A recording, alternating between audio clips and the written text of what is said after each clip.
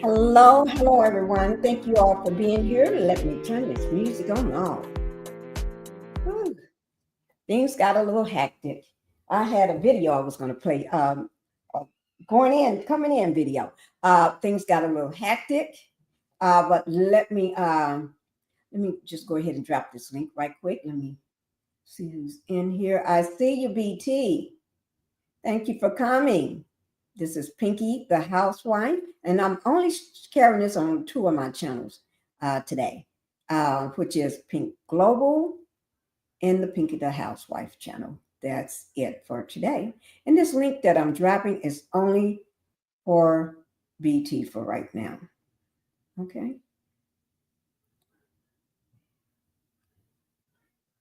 All right. Okay, I just dropped that link, and thank you all. Today is Sunday. Oh my God, today it is Sunday. Oh, let me just pull I'm sitting on my sweatshirt. I think my little niece this sweatshirt. Let me see, show y'all. See this sweatshirt? I think I sent my niece one of these. Check and tell me whether she got one. I think she did. I think I did send Amani one of these t-shirts.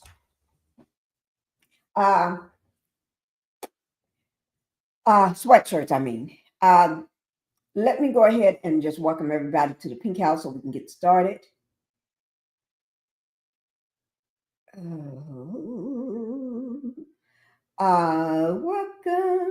Welcome to the Pink House. Okay. Also, go ahead and hit that like button, guys. Comment in, hit that like button so I don't have to say it no more. I get tired of saying that. Just go ahead and hit it so Pinkie can rest her brain cells. Oh, I did get me a different case. Y'all see, I got a different case for my new phone. And I had to try to make it pink because the other case, it was, I don't know, cream color, and it didn't go. So I just got it yesterday. Now it matches my other one. Okay, but I did drop the link for you. You know who I'm talking about. Okay. Let me see. So hit that like button, guys. It's going to help me draw more people to my channel because YouTube is the one. Y'all can hear me. Let me just pull myself up on my phone and make sure I can hear myself. I don't know. Let me just see.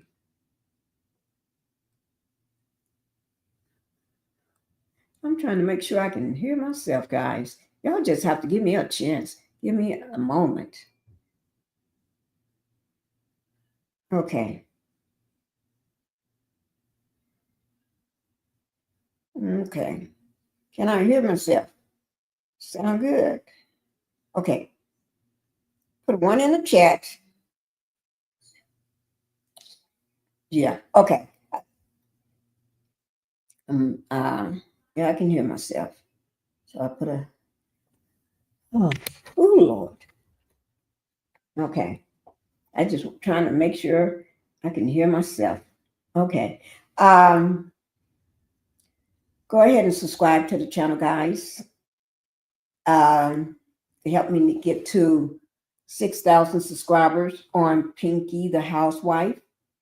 If you can do that, I will love it. I will appreciate it. And don't forget to hit the like button because what that's going to do, that's going to help bring me into the algorithm. Okay? Not bring me into the algorithm. Okay, wait.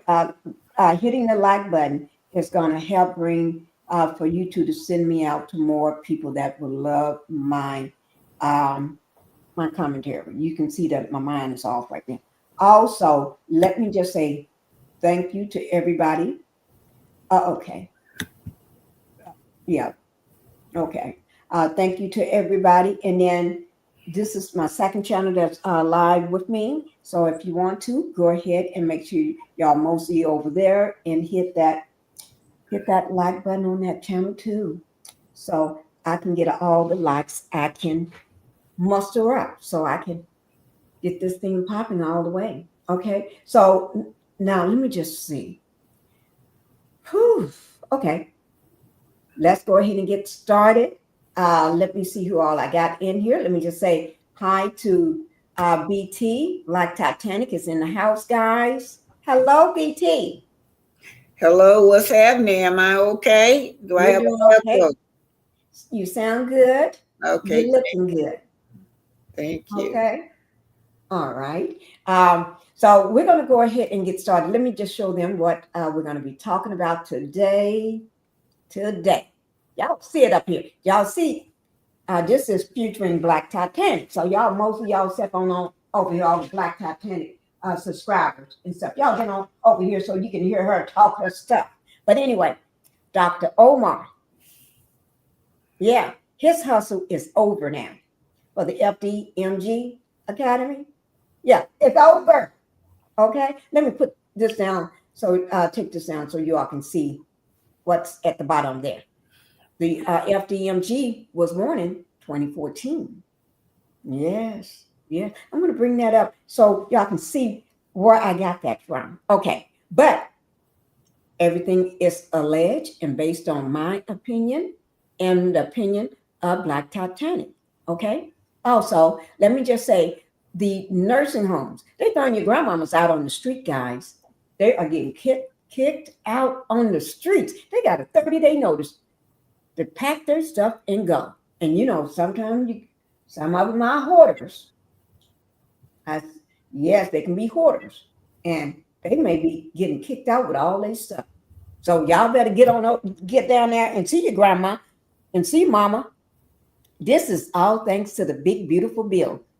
The big beautiful bill that the orange man said is big and beautiful. I call it the big ugly bill, the big scary bill, the bill the effed up bill. What the fuck is wrong with him bringing out some ish like this on a big beautiful bill? But that Medicare and that Medicaid that y'all got, those cuts are coming your way because y'all voted for him. So this is what y'all get. So y'all getting what you asked for. Now that's breaking news to some people. And let me tell you one thing. We're going to talk about also not just your grandma getting put out on the street and everything. Ain't nobody coming to get her. They're going to give her mattress and park her up on. Y'all, I'm not saying it because I did not vote for him. I'm saying it because this is what y'all asked for. Be careful when a man tells you what he gonna do over and over and over, and you think your skin color because you're clear gonna save you. No, no, no. Y'all messed up. You messed up. So take accountability, get out in the streets and do your marching. Put your signs up, bring your signs, march, march, march. Because I got a job. Y'all see me working my job every day right here on at my desk. This is my job. That's why what I'm doing, I'm gonna speak out loud. So y'all watch my content while they marching in the street because they created this mess. But this mess is gonna trickle down to all of us, not just y'all. This is trickling down to everybody. So y'all effed us all up.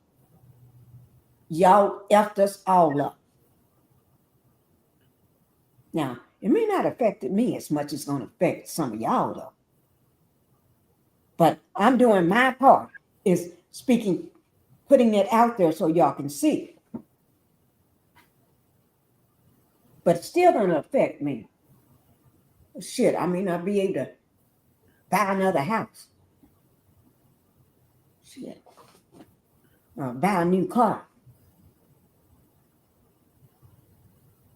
But Nevertheless, I can do without another house. I can do without another new car. Shit, don't even drive the ones I got. Okay, but my mind is concerned about my people. My people, all of my brown skinned color people, and all of my white skinned color people. I don't know about the ones that voted for you. I'm still on the fence. You know how sometimes you may be on the fence, so I'm still on the fence on y'all. I'm on the fence on y'all. But let me ask you another question. Have y'all went to the grocery store yet? Don't ask me because I don't grocery shop. So what the price is, I don't know. But from everything that I'm getting, all the information that I'm getting coming in, Pinky, prices are too high. Now, if you tell me what they was before, and then you tell me what they are now, then I can tell you whether they're too high. But if you just tell me what they are now, shit, I don't know the fuck whether they're high or not. Because I don't go grocery shopping. So I heard the woman talking about coffee is $17.99 for that can. Shit, I don't know the difference. Shit, if I walked up in the store and was buying it, I probably wouldn't know the difference. I'd get it off the counter and pay for it. I don't know the difference right now. To me, I don't know the difference. But if y'all say the prices are too high, I'm going to help you fight for it. And we're going to fight for that. I'm going to speak up on that. Okay. So I got my BT here. BT, go ahead and take the floor. Yeah, that the Medicaid is very important. It's how the elders pay for their medication, and even if they're at home, like I could just use my brother for example. He is a veteran, and but the veteran pay for so much, but that Medicaid allows nurses to come in to take care of him. His medication can be bought. So yeah, with them, if they passing the bill to get rid of that, that's gonna be devastating for the people that really deserve to be on it. Yeah. That is true. So I just was thinking about when you were talking about back in the day, back in the 1920s and before that, we had to do for ourselves. We had our own hospital, our own everything. We took care of ourselves. Because we were always left out of society, even when it comes to medicine, what have you. So just so everybody know about Black Wall Street. Y'all know Black Wall Street had their own hospitals as well, doctors, everything there to take care of it. And as far as food, we did our own farming to grow our own food. So you touched on a lot. That's a lot to think about. Wouldn't it be nice if we went back to doing those basic things like unifying and taking care of ourselves, looking out for our own self? Because I'm going to tell you, these politicians is not going to be looking out for us, whether they Democrat or Republican. They're not going to look out for us. Okay. Let me thank you, BT. I'm just trying to make sure something is sitting right. Can I say something else? Oh, go ahead. I'm just checking. We own Dr. Umar, but Dr. Umar has his mother that came out. Mama Shoemaker, that's her name, Barbara Shoemaker. I love you, but it's already out there. They're saying that, she had these home health care aides coming in. I imagine that's what paid for her home health care aides at the Medicaid, Pinky. Yeah. Yes. Yeah. Uh-huh. It is. It is. So we're talking about Dr. Umar. So that ties into what we're talking about today. So the lady's not been taken care of very well, saying that she is full of bed sores and anytime you have a bed sore, that's tissue dying, wound that's dying. So you're gonna have a smell. So it's going to be important for her to keep that Medicaid and Medicare so she can get the care that she needs. Yeah, so that is true. That bill that you're talking about, is they voting on it or they already passed it? They have, I think, until the schedule. Where's my notebook? The scheduled, the elections are scheduled and held in in November the 4th. So it's November 4th, 2025.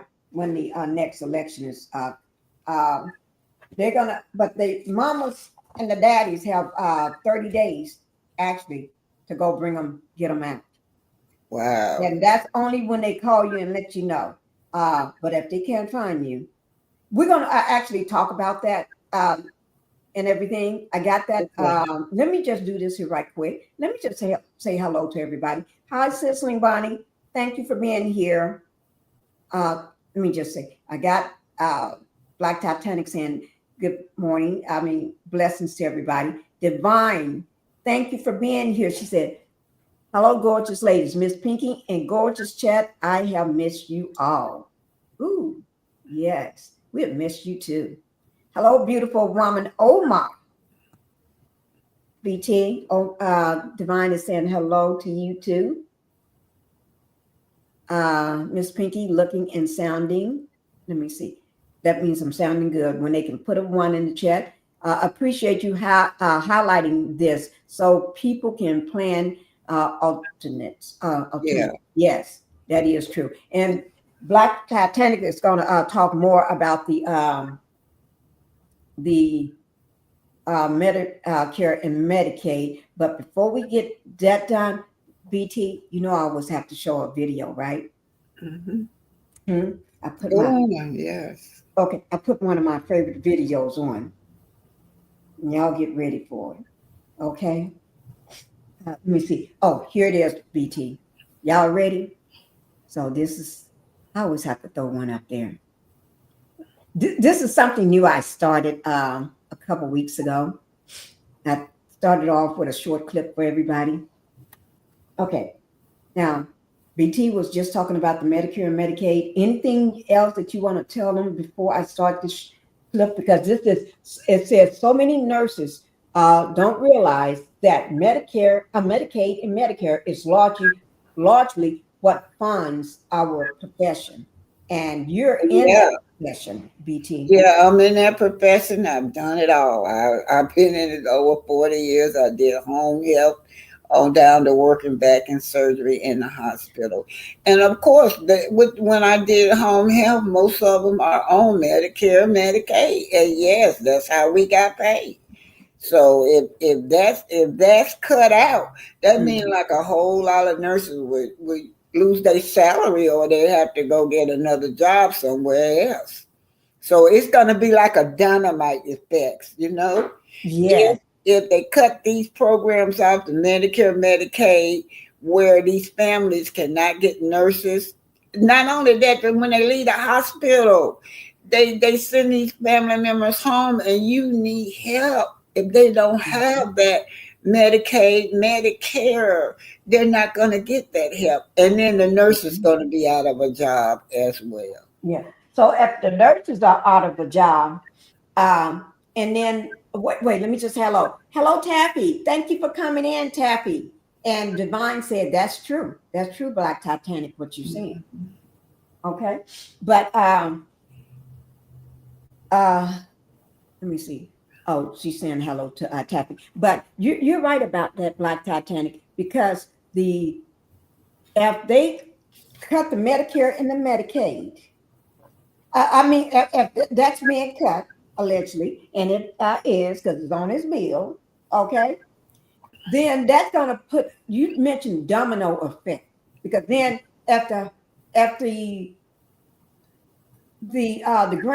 grandma and granddaddy is not in the nursing home, they're kicking them out. That's less beds in there. Less beds. When you don't have people in the beds, they don't need as many health aides or nurses or anything, doctors or anything. Clean people to come clean up the floors. They don't need none of that. So if they're laying those people off because they don't have many people in the bed, then those nursing homes are going to have to shut down because then they don't have the money to stay open. So then that means another nursing home shut down. That means jobs lost. That means other people walking around with no food to feed their kids, losing their homes. Then they're going to probably lose their jobs. Then they have to move in with somebody else or be homeless. Well, you know what? I'm gonna have to pray because Pinky, you've been on that journey with me. With my brother been in a Yeah. coma, he's out that coma now, and I've got Mhm. home health nurses coming in round the clock, and that's how they get paid through the Medicare and Yeah. Medicaid, and that's how the family is able to keep my brother in the home too.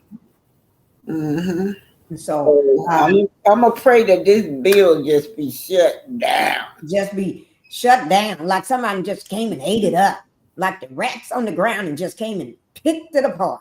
Now, Yeah. even if you wealthy, that will eat up your money in no time. Yep. Even Even if if you, you're I don't wealthy. care how much you got, if you taking care of a bedridden person at home, that is very expensive. If Very you don't expensive. have no insurance. Right. That is true. Um, that is, you're exactly right about that. It's Oh going to wow! Look eat what it up. Divine Worship says. She said it also people will have to stay home to take care of them too. Yeah, Oh, yes. I didn't think about that. it's that domino effect I'm Yeah. talking about. And what if you don't have a husband, but your mom is in there on her Medicaid or Medicare, and then you got to go and get her, then you bring her home, but you got small kids, and then but you can't go to work because ain't nobody to take care of the mama. Or you don't even have no kids. Just say you don't your kids all grown and out of the house, or you don't have kids, but you still got to take care of mama or daddy. Somebody got to take care of them. They can't be at home because they may have dementia, they may have Alzheimer's, anything, or just be bedridden but still have their faculties. You can't leave that. You cannot do that. Uh-uh. See, I had a brother that was in a nursing home at the age of 44. He was the youngest person at the nursing home. And he was there because if I didn't take custody of him, he was going to be a ward of the state. hmm And I don't know, did I ever tell you that, Black Titanic? Yeah, we discussed that. Yeah. He was going to be a ward of the state. Mm. And he was my older brother. He was older than me. But he was 44, right? And because he was when well, it's a long big story. I'm not going to get into that, but anyway, she is right. I'm going to pray for reverse laws because the medical field can break people quickly. Yes, Yeah, it's very expensive. very Very, expensive. yes. Sandwich generations are doing it already, and it's not easy for sure.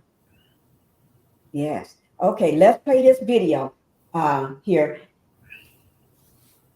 I took this comment off of somebody else's page because an RN said she got laid off, and someone put this in her comments. Wait now, our RN get laid off. When the medical professions, the nurses and the doctors and all them get laid off, you know it's bad. But When you the know medical what? professions get laid off. Huh?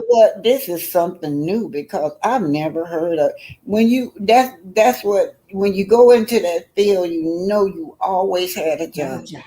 It's always Even gonna be there. when everybody else shut down, you knew you had a job. You have a job. This is getting bad, girl. Right. That is true. You always have a job, BT. And because I remember when people used to say, I always go, if you go into the medical field, no matter what, everybody else, you're Mhm. gonna always keep a job. You're gonna Yeah, always have a job. and it's true. Well, it's been true, but until now. Until now, uh, 2025 is a new year. mhm. So let's go on. People don't understand health and healthcare. Period. I've been in healthcare, health insurance for 17 years this year. My company I work for has already let us know they're going to have a layoff later this fall, and they will have one next year because of the big beautiful bill. Medicaid keep the lights on. Medicare is what keeps the lights on a lot of different insurance companies and a lot of hospitals. Why y'all think a lot of hospitals in rural areas and stuff are closing down? Because Medicare and Medicaid keeps the lights on. And then I follow Kelsey, and Kelsey was saying that Anthem is not paying her bills. Anthem can't pay your bills for your autism center if they not being paid by the government. It's a full cycle, it's a full circle. I've been in claims, I've been in quality, I've been on I've done it all, appeals and grievance. I have been on every spectrum of health insurance. It's a full cycle. I've seen it all. I paid claims, denied claims, process appeals and grievances, denied appeals and grievances, worked with Maximus, overturning stuff, worked in dental and vision, dealing with just Medicaid. Like, I've done it all. And when I say we're in for a rude awakening, and the crazy thing about it is Medicare and Medicaid have the most fraud too. So it's probably why they're cracking down on it, which I get. However, it's going to hurt a lot of different professions, nurses, health insurance companies. It's going to hurt all the way around. It's a full cycle moment. And I had read an article that says that Donald Trump is already 46% done with the Project 2025. And it has only been, what, 7 months? Just imagine what's going to happen in the next few months. We're fucked. I took this comment off of somebody else's page because Also, I just want to say that I have my best friend on a home health care agency. He's struggling. He don't even have no patience hardly because of they have been affected by no Medicare, no Medicaid. It's basically the Medicaid where they can't pay for it. So his company is going down. I called him. I said, you hadn't called me because every once in a while I go and sign the checks and shit. He said, I just don't have no clients. So yeah, a lot of, besides the nursing home closing down, these home health agency gonna be closed down because he's definitely struggling. I feel sorry for him.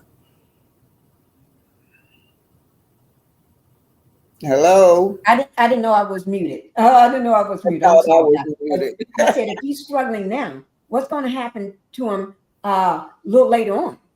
Because we just 7 months into this year. Can you imagine you went through all that schooling and then you got to find another profession to go in? I mean, I'm retired right now, so the younger RNs, like that RN she just got through talking about had to be laid off. They got to find another profession. All of you know how hard that is to graduate from these school and all them years you put in that. Right. Just like you done threw money down the drain because you have to pay for it. What if you've been at one place for 20 or 30 years and you was planning on just retiring from that same place, but then you got to trying to get back in the workforce when you haven't been on an interview in 20 or 30 years or 15 years? It's like, it's like, what is an interview? How do you do one? I could tell you how I feel now. I want to go back in the field, but I'm like, I ain't worked since 2020. Ain't nobody go hire me. You have to go and let somebody tell you or tell your kids to tell you, how do I do this thing now? What do I suppose? It's like I applied for a job and I don't know when. Divine said we are losing hospitals too. Yes, hospitals are going to be struggling because that's that domino effect with that Medicare and Medicaid. If they're not taking it or those cuts, oh Lord, everything. And some doctors, people that go to certain doctors, autism centers for clients will be affected. See, that big beautiful bill, whoever wrote that, we know. But I'm just going to say, oh Lord, whoever wrote that big beautiful bill didn't realize the domino effect. But that big beautiful bill is not going to affect his pockets. It's going to not affect his children, because he don't give a damn about probably no grandma or mama or grandma. I doubt that. But anyway, correct, 100%. But you know what? This Medicare, Medicaid are where people they pay into it. Your taxes pays it, and so it ain't like the government giving it to you for free. They take it out of your check. So what are they doing with the money? Right, that is true. They've been taking it out of your check because when you turn 65, that is a right. It's not something that they just giving it to you, and that's what I can't stand That's what I can't stand when they say them mega people be saying that we mother effer. People work for that. That Medicare, they ain't work for that Part A and that Part B. They ain't worked their whole life for it. They ain't getting it for free. But Medicare, you got to qualify. That means you got to work for it to get it. Don't forget, y'all, I get $22 worth of food stamps. Yeah. And my neighbor get 500, and so she get 575 and never worked a day in her life. She's from Trinidad. So a lot of our money go to these foreigners too, you know. Mm-hmm. But even regardless, if you cut the farmers, you still gonna cut it from us. So when you cut it from us, they're not gonna get it either. So nobody's gonna get it. So it's just for somebody. So one people, that's what was wrong with the people that were saying it's time for them to stop, get off your back, get to work. We're gonna cut this, and we're gonna cut that. Ninja, when you cut it, y'all. So what you've been trying to get, they're not gonna get it either. You know what I'm saying, Black Titanic? They be marching for I'm not gonna say his name, Orange Man. They ain't gonna get it either. So yeah, I understand the foreigners are getting it and everything, but I don't know. The Orange Man had no backup plan, so this is how he is able to get rid of the Obama Medicare plan. I just add Medicare. Oh, Medicare. I can say it all right. Okay. Ooh, Black Titanic. What are we gonna do? Divine virtual woman, you speaking good, girl. You teaching right there. She is. Down there, ain't she? Black Titanic. She said they will have you. They will. Yeah, she said they short, yeah. Yeah, they will. They're short. But they want somebody that's going to come in and work, and they want somebody that's not going to call in every day. They got to go to the concert, so they're going to pretend like they're sick because they got to go to a concert tonight. Girl, that's them young people. I remember the last time I was working, this girl told me, she says, these young people they just keep calling in. I said, you need to hire older people. They're more dependable. You want to hire these young folks? No, they ain't. And they still staying at home. And mama, no, they quit when they get ready. Right, and they'll call in no matter what's going on. Yeah, when they get ready, because if they got a concert or they got plans to go out on a date or anything going on, you can forget it. They gonna call me. An older person will work. You hear me? But I don't know why society feel like we need to retire when we get older. That's the people are dependable. Those are the ones that's dependable. Gonna show up and stay and work their shifts. And sometimes when the ones that call in, then y'all to work them shift. You know, they just want the younger blood in. I guess so. The big beautiful bill was written to remove classes and people. It seems people. Yeah, classes of people. It's 67 now. Divine, she said, BT, we could definitely use you in education when you are in Atlanta. I do live in Atlanta, and I have taught nurses in Atlanta. That was in 2020. I used to teach nurses, doctors, anybody in the health field came through me. So yeah, I was ready to retire. So when 2020 came, girl, that was my excuse to retire. Oh, okay. And I've been back since. Yeah, I was ready. I was just burnt out, but I'm rested now. I'm ready to go back. Ready to go back. Yeah. Go back. Yeah. So I will. Thank you, Divine. I will take you up on that. You must be in Atlanta too. Yeah. Okay. And Colton, thank you for coming in. And happy Sunday. We're talking about the Medicare. Kicking the grandmama, your granny out on the street. And your granny. You got so many young people too that's disabled also. Right. Like my brother. He was in one at 44 years old. And that was he was too It was he's two that because he's older. I got a sister and him that was older, that was about the same age. I know, and they wasn't even twin. You know how your mama is pregnant the same year and then she get pregnant again the same year? Yeah. So they was two older than me, but he was older than my sister. So, and yeah, he was in one at 44. And we had to, and I became his legal guardian at that time. So I had to make the decisions for him and everything. And they couldn't change his medications or do anything without my approval, without calling me or talking with me first, and everything, because everything went through me. Although he would kick up a fit over every little thing, but they knew that he just let him talk, because if you try to tell him something, he's gonna go off.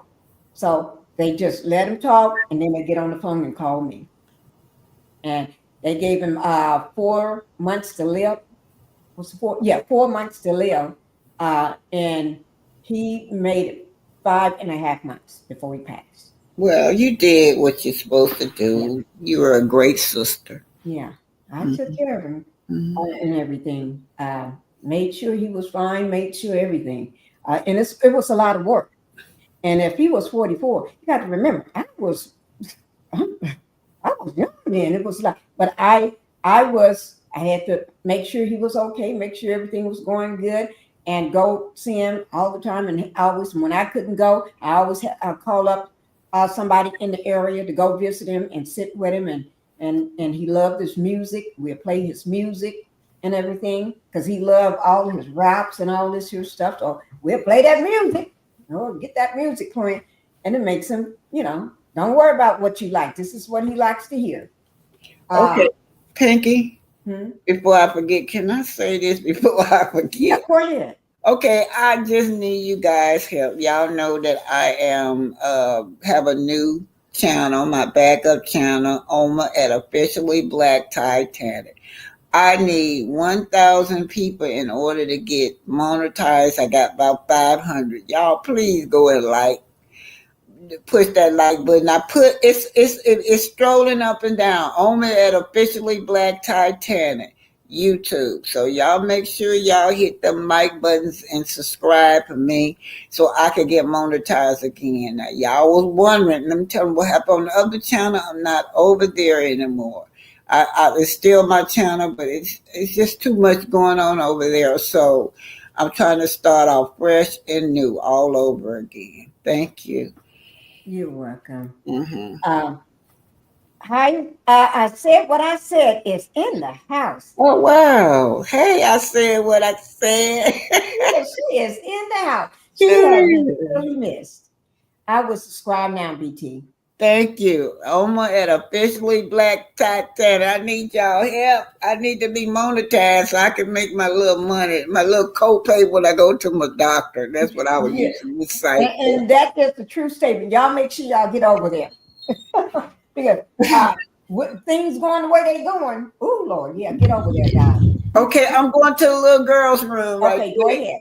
Okay. I'll just mute yourself. Want me to mute you until you come back? No, I'm muted. Okay, all right. I dropped the link if anybody want to come up, but let me get to the next video right quick. All right. I hope y'all enjoyed the first one, but y'all know with this, they're kicking your grandmamas and your granddaddies, your grannies out. They are kicking them out. One woman actually was notified that her, I'm not going to say granny, her parent got 30 days to get out. Y'all, if you're not used to taking care of your moms or your grandmoms or whoever it is or your granddads, y'all gonna have to make provisions for them. Y'all gonna have to figure it out, and they give you quick time, 30 days to figure it out. So you ain't got to worry about 60 days or 60 days or 90 days to procrastinate of what you're gonna do. No, you ain't got the 30 days, so you better get to thinking quick. Okay, so we're going to go ahead and finish looking at this. I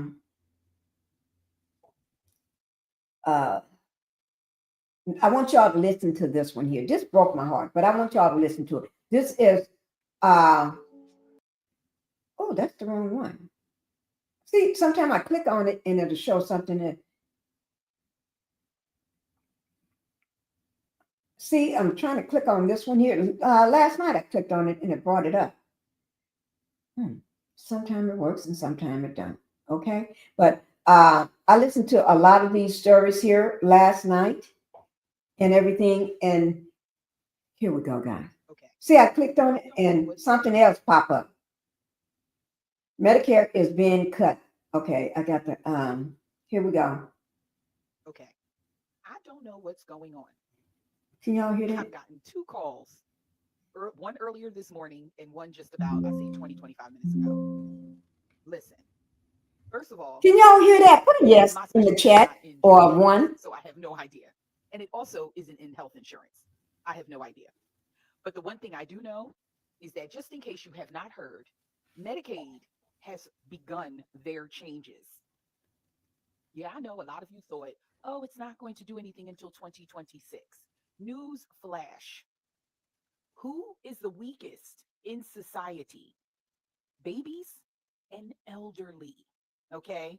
So just like the demonic evilness that is going on in the US government, you should understand that they're trying to handle the elderly.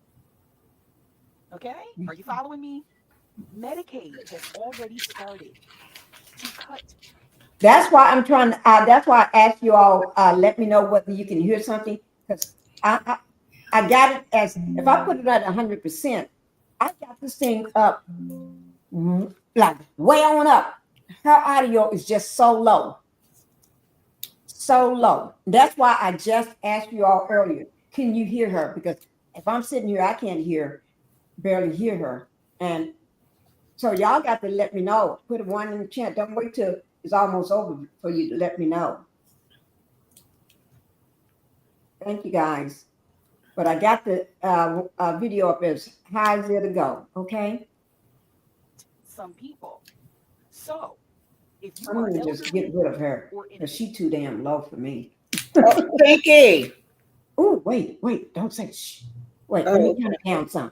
I had it up so loud because everybody said they couldn't hear. Yes, ma'am.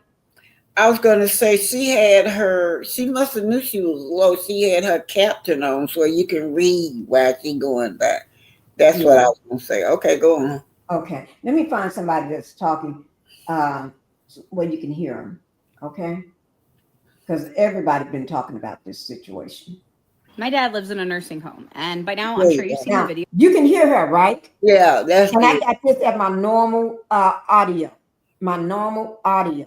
And you can hear her. The other one, I turned it up to 100%, and you can't hear her. So now I've got it back down to my normal audio.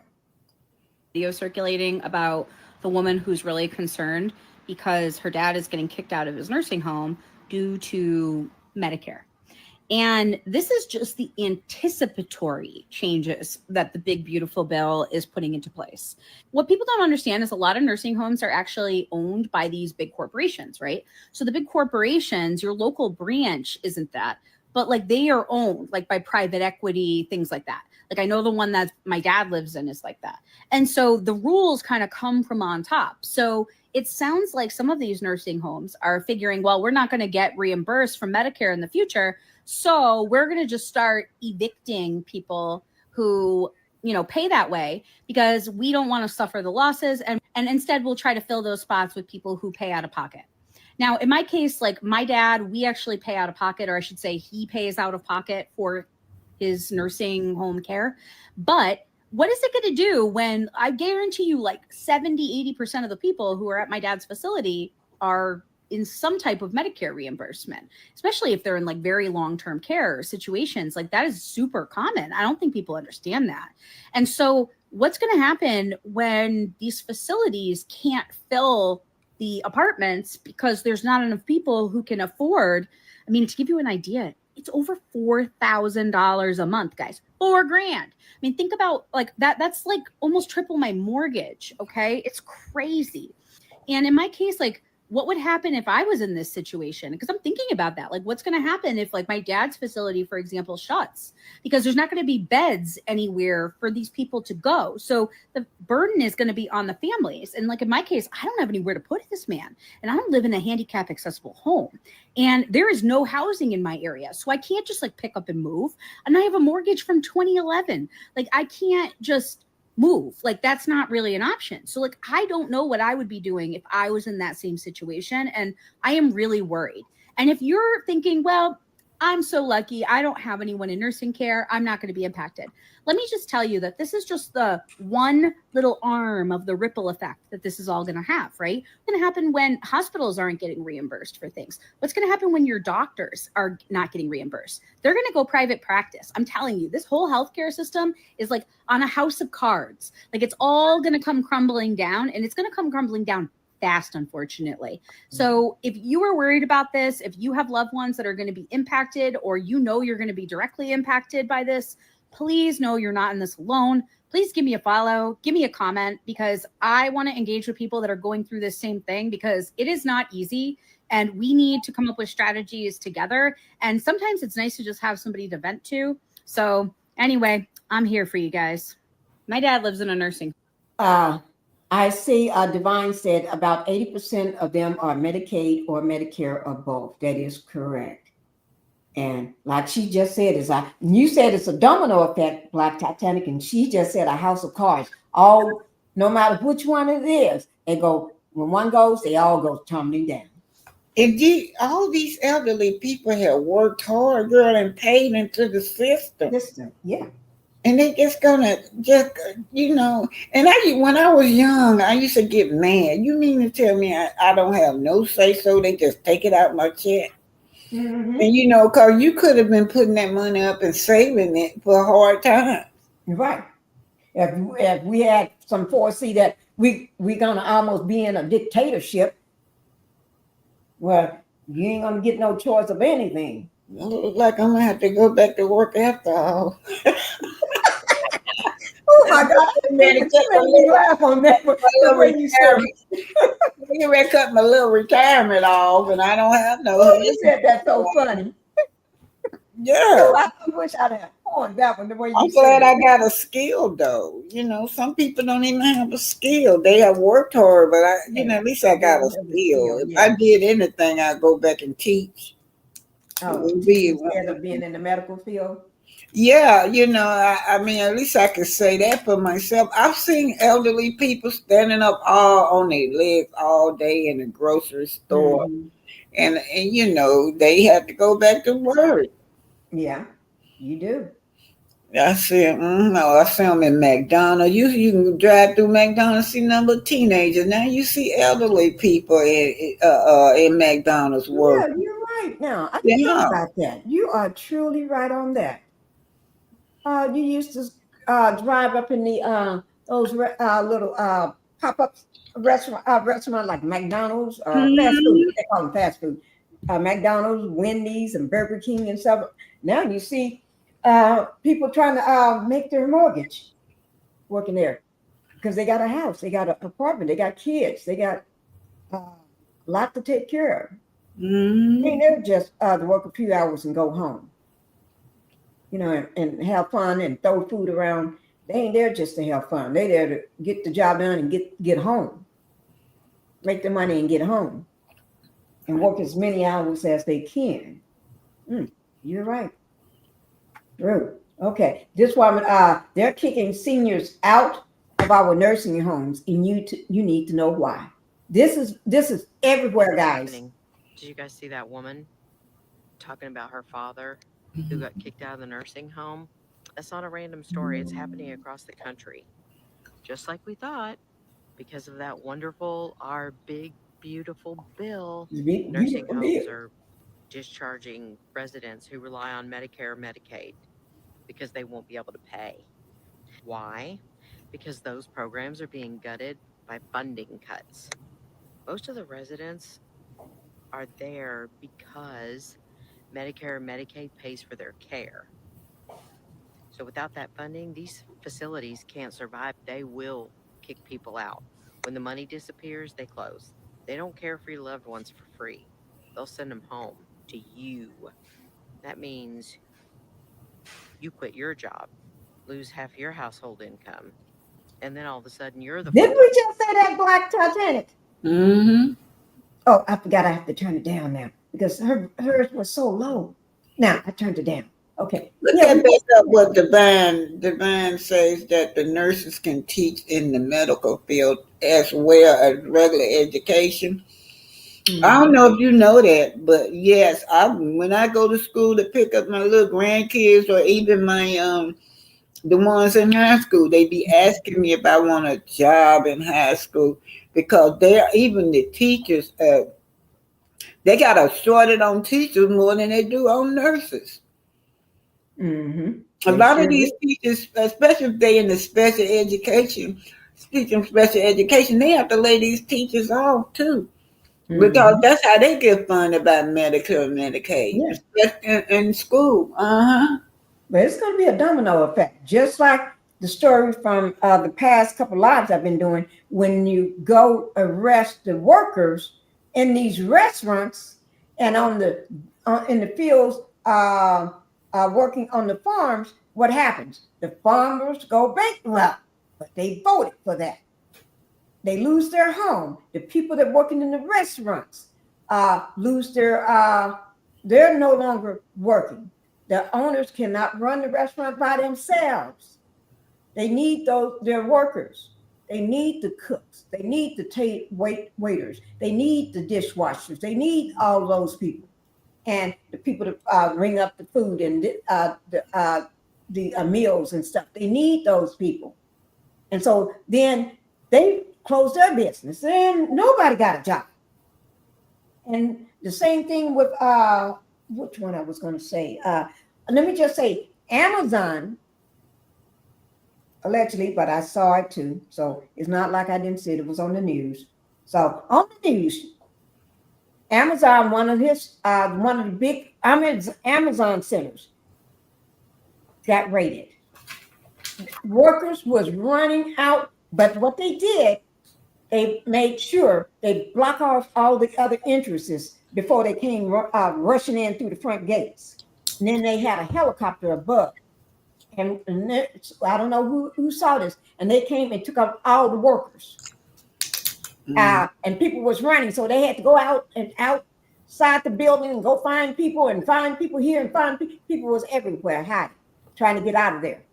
But because they couldn't get out the gates because they had those fake agents. Remember I said them January 6 people, in my opinion, all over the place. And then they gave them a red band if you was okay to keep the red band. How the hell you gonna put somebody in a red band if they okay? That don't make no sense to me. Are you tagging me like I'm a bull? You branding me? Oh hell no! Get to home and take that shit off. Oh, I'm sorry, but anyway, let's go ahead and listen to her again. She's talking because the woman said they're kicking her father out of the nursing home. Time caregiver. And then when thousands of caregivers. Oh, I forgot. Y'all can hear because she talks too low. It's too low. See, the audio is too low. So I'm going to turn it back up and I'm going to let her speak because when I turn it back up, I'm going to have to turn it all the way up. So if I start speaking, it sounds like I'm in a stadium being woo-hoo-hoo. And so, okay.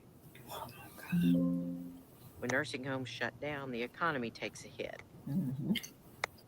This whole thing's not just about politics. It's about whether your parents, your spouse, your kids will have the care they need when they need it. People voted for this. Medicare and Medicaid cuts don't just hurt the elderly and the disabled. Believe it or not, they hurt every single one of us in some way. Yep, it's happening. Did you guys see that woman talking about her?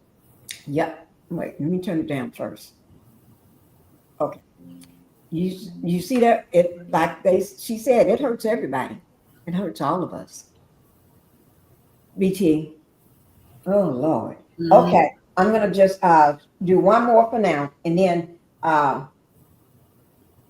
one more, and that's it. Oh, I forgot. can't just play with me. Oh, she was good when I listened to her.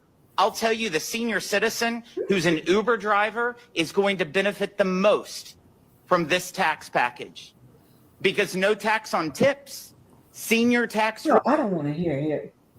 I'm trying to see when I click on you see me clicking on one, but then it'll come up something else. Hey, you guys. So I wanted to share this story with you.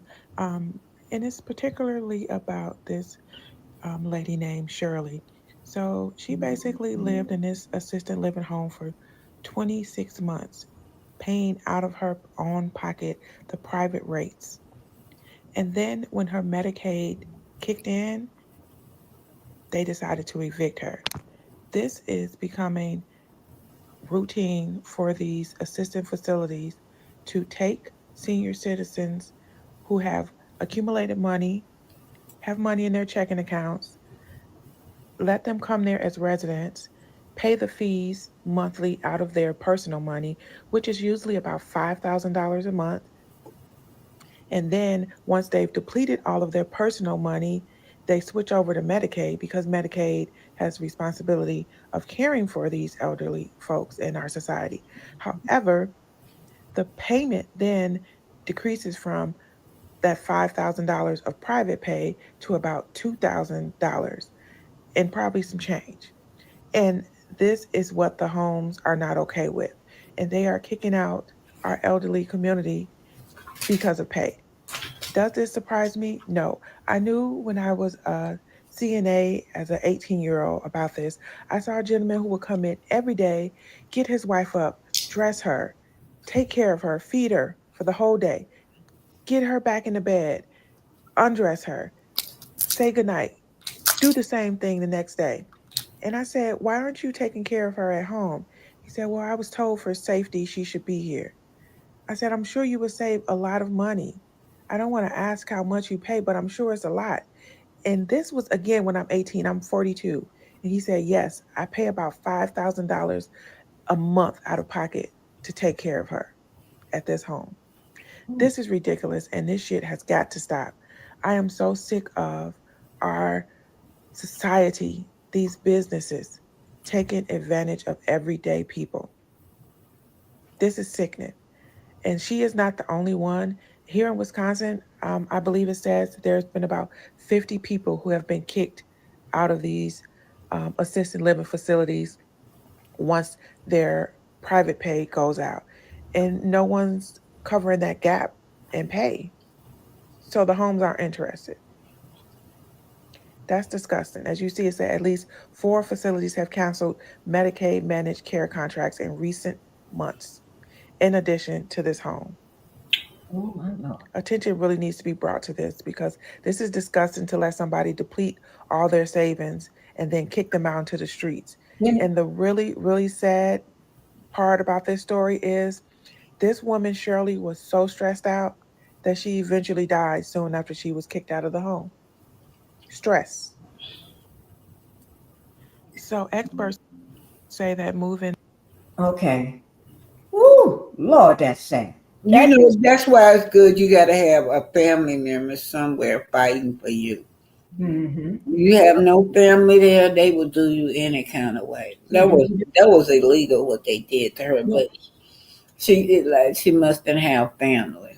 Right. So when they kicked her out when she depleted her money because and then the Medicare paid or whatever one she said kicked in, then they couldn't. Mm-hmm. So where'd she go? Then she ain't got no money. Oh my Lord. Yeah, that was illegal what they did to that old lady. Okay. I just want to bring attention to this, guys. This is happening. This is happening. So you, just in case if you have not heard, because I know a lot of people don't have time to watch TV. A lot of people don't have time to listen to it because they're at work or something like that, follow what's going on. So I just wanted to make sure I bring this attention to everybody.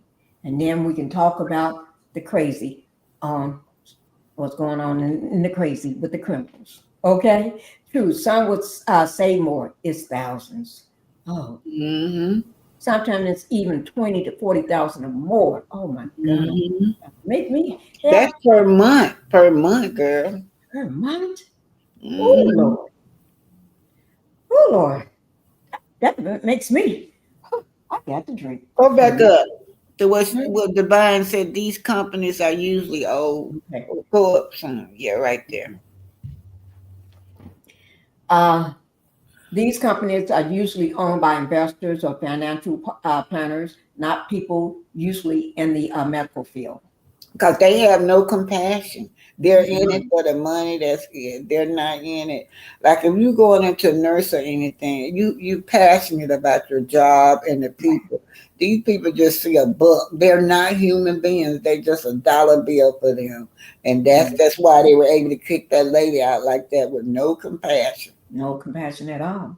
None. Mhm. Now, guys, if you think that's bad enough, people are losing their jobs. They're getting kicked out on the streets. Now we're going to have more than ever, more homeless people out there. And then the homeless that's out there, they're taking their tents. And homeless people don't have money to go buy a nice tent. And some I saw in Washington had some very nice tents. And I guess they had to do a lot of pandering to get those tents and beg for money for those tents, to buy a tent like that. And so, or somebody came along and bought them their tent, or maybe I don't know how they got it, but and then the those little special little ninjas that the orange man put on the street, they just grabbing those tents up and just throwing them in this big dumpster trash truck that's there. They don't care about it. And people was fighting to try to keep their tents. If a person can roll up their tent, take it down, just like they put that tent up, they can take it down themselves and roll it up and take them with them. Why don't you give them the opportunity to do that instead of being a heartless demon? You just and some of these people, you can't tell me they're not with the green man, but also guys, what's wrong, BT? What's the orange man? I'm used to you saying orange, now he green. You got me all You said with the green bothered. man. That's funny. That's a good one right there. So everybody call him the orange man. I forgot. Shit.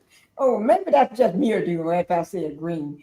Paying for more tiny homes communities in most states. Oh Yeah. my lord. Those tiny homes, I see them in Atlanta. They're nice. Hmm. Now let me tell you all what else is going on.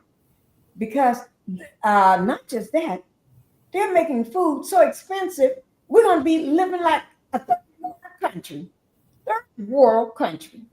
What I mean by that is we're going to be walking around on the streets looking for food, begging for food, because you're not going to be able to afford food. Food is too expensive in the stores. Like I said, They, I don't know, but that's what they're saying. yeah, Pinky, what they think I could do with $22 a month? I get pissed off. I Why get pissed off every time I read to my $22 a $22 a month? month, like they give me something. And I don't work for 40 some years for the state, and they done took that money out of my pocket. That'll keep you fed for 2 or 3 days. Because if you buy some, $22 no, ain't buy a jar of pasta. No, do you buy a jar of pasta? Black Titanic, you know what I'm talking about, right? no, child, $22. I usually You get the can't buy a jar same of thing I pasta. do. I just get 2 cases of water and something, and a loaf of bread or something like that. Mhm. That's it, it's gone. But I just buy water with it. So, Right. you know. Jar of pasta. I'm trying to So, think what is a jar of pasta? Jar of pasta. I don't know. But anyway, you know, when you want to make some spaghetti, you can make you does that give you enough? No, because they said ground beef is too high. Here it is, right here. so that, you know what? That's why I know y'all don't know. Thank you, Lord and Van, for coming into the chat. Thank you for coming in. Remember, we talked about gardening and purchasing your own animals as possible. Yes, you're going to need to do that. That's going to be a big thing for you to do.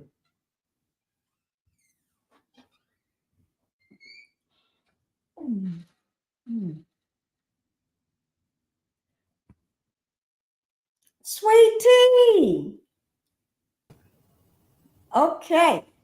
Sweet Tea is here in the house today. It's going to be a lot of rice and beans meals. We getting ready to go back to the big butcher block of cheese. But anyway, I want y'all to see this. Thank you for coming back up, BT. Let me just get this started playing. See, one thing about this, when the audio sounds so low. Oh, let me bring it up. BT, are you up? Just say Yes, yes. I'm here. Okay. Can you hear me? Okay, I had dropped down, so. Okay. How can look at these prices? Do you see prices going down anymore? 21.77. How can people eat? Look at the inflation, That ain't no dollars. That's probably got $17 probably. right? I know. $17.99. I got it turned up real loud. Pinky, Real did you high. say it? Wait, Pinky, did I you have it turned up too high because when the audio is so low, I have to turn it up all the way up to 100. Yes, ma'am. I knew you didn't say no $1.77. That's probably $17 and I something. don't know. I don't know how you buy me. That's probably $17. Let's see what she say. No, it's got $21. What is it? It's got two numbers: $17.99 and then $21.77. Okay, they marked it down. They marked it down. Yeah, see, sometime when it get closer to the expiration date, they'll mark it down so you can buy it. But you got to cook it right away. Oh, you do? If it's expired on the 18 and you buy it on the 17, they'll have it cheaper. So you can. I didn't know that. Yeah. You need to get out. Girl, don't tell nobody. Get out and go in the grocery store Oh. and look at the prices. I swear I don't even know. I don't even know. You buy meat by the pound or you buy by just, you know what I'm asking, right? Yeah, if you go to the meat market, that's how you're gonna, Oh, you But buy by the even pound before at a it's meat market. already packaged. Yeah, it's already Okay. packaged. And Picky, But if you've you been go in a just to grocery the store store, you just before. buy by the price that's on it. You've been Yeah. in a grocery store before now. Yeah, I've been to the grocery store, but I don't buy. I don't pay no attention. I don't buy food. If I do buy food, I don't pay when I'm with my husband. Whenever that I whole ever go, but I don't pay attention to no prices. I don't pay Yeah, attention. it must be nice. No, it's not. But I'm not. It's not. But I just don't ever look at price. I said it must be nice. No, That means that financially you're stable. People that's not financially stable, we have to budget ourselves. I might have maybe about $50 to go in the grocery store. So what I gotta do? Look at my prices, make sure I let me don't ask go my to $50. husband. Let me ask him because I don't know. Let me Ask just him for what? because I don't know. I want to ask him. Is the price is going up? Yes, the prices is up. That's what you got this Yeah, business. right. I know they're going up, but have he noticed? I don't know. Do he look at a price? She I said know. it's best to pay early in the morning or late at night because that's when they do the most discount. Yeah, or more down. I don't know. I'm wondering. Do he look at prices or how do he buy the food? You see what I'm saying? Okay, but Hey, husband. Okay, my daughter telling him I'm calling him. I want to know because well, Divine say it's best to pay early in the morning or wait, late at night let me because put myself on avatar. Come on that's in. when they do We're the talking most about food discount. going high prices. Yeah, that's right. I got hubby here. We're talking about high prices. Say hi to everybody.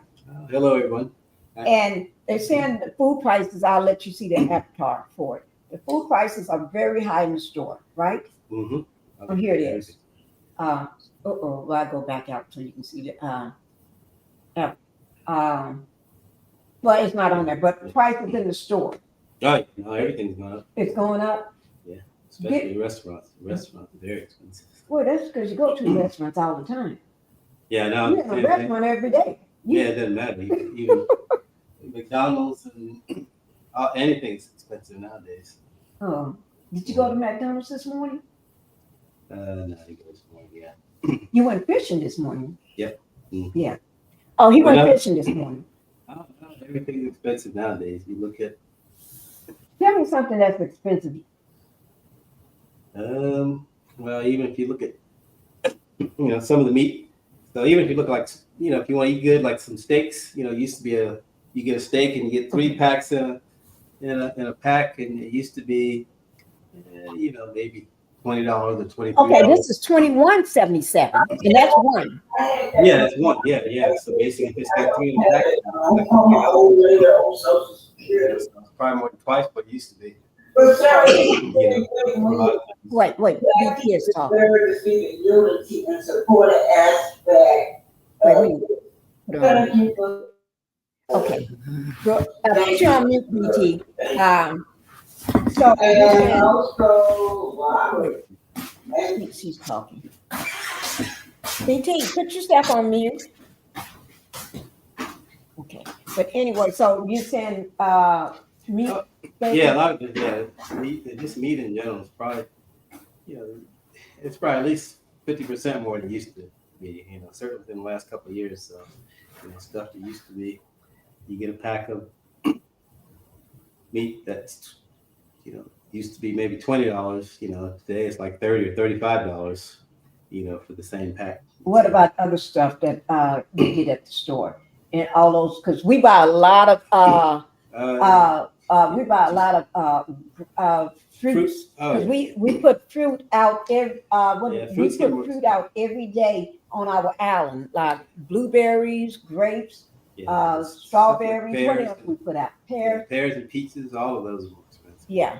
Probably 50-30% more than Yeah. it used to be. So. And this is something he does. We do this. Matter of fact, we got fresh fruit out. We put fresh fruit out every day. Oh yes. Not just one or two. We be having like 3, 4 different fresh fruits, and sometimes 5 and 6 big bowls of all this fresh fruit out. Oh yeah. And I think then we end up throwing most of it away by the end. Yes. Because we can't eat it all. And he does this.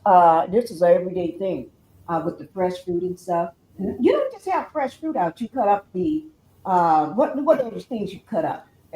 Cucumbers, squash, and he cut it up and put it in containers and for the day. So because my daughter, she likes those, so he cuts up all that stuff fresh all the time and put it out. And you cut a watermelon, so every day there's a big watermelon cut out. Yeah. I mean, I went a week without having watermelon cut and freshly sitting. The slices and stuff, he have it all sitting out. Mm-hmm. And I'm ready to eat that. I think because we go through fresh fruit. When we buy a watermelon, we tell him how many we buy at one time. Oh, you get about 3 at a time, yes. Yeah, he gets about 3 at a time, and sometimes 4, because he cuts them up and have them out throughout the day, so we can have them. But you said prices are going up. Oh, definitely going up. Yeah. Okay. Yeah, all right, I will have it affected your thought because I know you still buy a lot of stuff every day. Oh, no, especially the meats. Okay. What about the eggs? Well, we have so many eggs. Yeah. Never go back because. Yeah, I don't buy them at all. I don't know about eggs. Yeah. Okay, because I know we buy them and nobody ever eat them. Mm-hmm. You have to throw them away. Yes. Yeah. Okay, because we buy them by. Okay, thank you. That was hubby, guys. Because we tend to buy a lot of stuff and we end up throwing away so much food. But we're gonna have to stop doing that. Especially fresh fruit because we love a lot of fresh fruit in the house. So he said prices are going up. And see, I have no idea because I don't go to the store. All I do just when I wake up is out, ready for me for the day. Okay. BT, you back? Yeah, I'm back. Okay. Oh, Lord. Okay. Did you hear Mr. Pinky? Yes. Okay. You should have said hello to him. It's okay. I'm good. Okay. What? Is this correct? 60 count of eggs is now for, you're kidding. Somebody in one of these clips had showed eggs were $11.99 or $14.99 or something like that. And I said, wow, that seemed kind of high. Now that I said high because one eggs cheaper than that before. Wasn't it Black Titanic? Everything. Ain't even no such thing as no Dollar Tree no more. Dollar Tree, everything used to be $1, but it ain't no more. So What, everything went up. Yeah. so they're gonna have to change their name. The $2 tree. They're gonna have to be the $2 and $3 tree, or the $5 tree. So that way, nothing is over $5. Yeah, $5 and less. Okay. At a pound. Look at the other prices. London broil steak, $12. That's outrageous to feed everybody. The inflation isn't going Let me turn down. it up. $8.49 a pound for steak. Look at this one. A porterhouse is going to run you $21.95, $17.99 a pound. This is out of control. It is. Look how ridiculous this is. These were used to be $4.99 a few months ago. Now look at the prices. These prices are ridiculous for these. Look at how ridiculous the prices still haven't dropped for this amount of eggs, liquid eggs. Let's see how many ounces this is. For a pound of liquid eggs, $4.49. And if you want to get a smaller or bigger one, which is 32 ounces, it's $6.99. These prices haven't gone down. It's ridiculous. Though these eggs have seemed to have gone down, it's still outrageous to charge this much money for people to eat food. You all would not believe this. Oh, let me turn it down. I saw on one of the videos where somebody was showing bread at the grocery store. Bread, a loaf of bread, and buns. I think it was, oh God. It was, I know the price. I was saying to myself, is that crazy? But I remember as a, oh, they just, So that's why I'm bringing this out to you all. Whether I go shopping, it's not whether I go shopping. It's for this live is for anybody out there to see what's going on. Because like I said, when I see on TV and when I see on the news what's going on and on social media, I say, okay,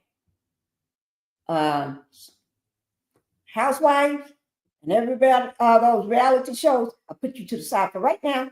Let me show what's going on in the world today. That's what I have to do. Okay. And I'll say, y'all will be there still doing the same old ish, but I need to show what's going to affect the country right now. Okay. Oh, is this bread? No, that's not bread, is it? No, those are eggs. Oh, Lord. Unbelievable. This is criminal. How could this be a bargain? This is usually $12.99 for how many? It has 26 packs, $13 regularly, now $9.99. This is not a bargain. Oh, they want you to think it's a bargain. Look at all these prices. The store brand isn't even better. It's cheaper, but it's still outrageous. Lastly, look at the coffee price in the stores. This isn't a cheap bargain for this chock full of nuts. In my opinion, it should be like $6 for this can. Look at the prices here. See, she knows. She for keeps such track. a little can. It's 10.5 ounces for a can of coffee. Even the store brand is $6.69. This is getting out of control. Did any of you vote for this? I guess you didn't. I think this is my last video. I remember growing up, and I used to go and get these cans of Campbell soup for 33 cents. Look at the price. Though it's not bad, it's still outrageous. Let's go to the other area of the store. See, And she's showing you. Ridiculous. You know what, BT? I think I'm going to do? I'm going to do a store video. I'm going to go into the store. I'm going to make it my business, go into the grocery store. And so I can do it myself. Well, people are complaining that the prices in grocery store have gone up, And our president is saying prices went down. I'm a nerd. Okay, call me a nerd. I have receipts from June 2024 right through today. So we're gonna go grocery shopping and we're gonna do some price comparison, and I'm gonna show you how more expensive your groceries really are. I live in Howell, New Jersey, which is a suburban neighborhood. Not anything fancy. I'm at ShopRite. I'm not at Trader Joe's. I'm not at Whole Foods. I'm at ShopRite. We buy the same thing every single week. Okay? Let's go shopping.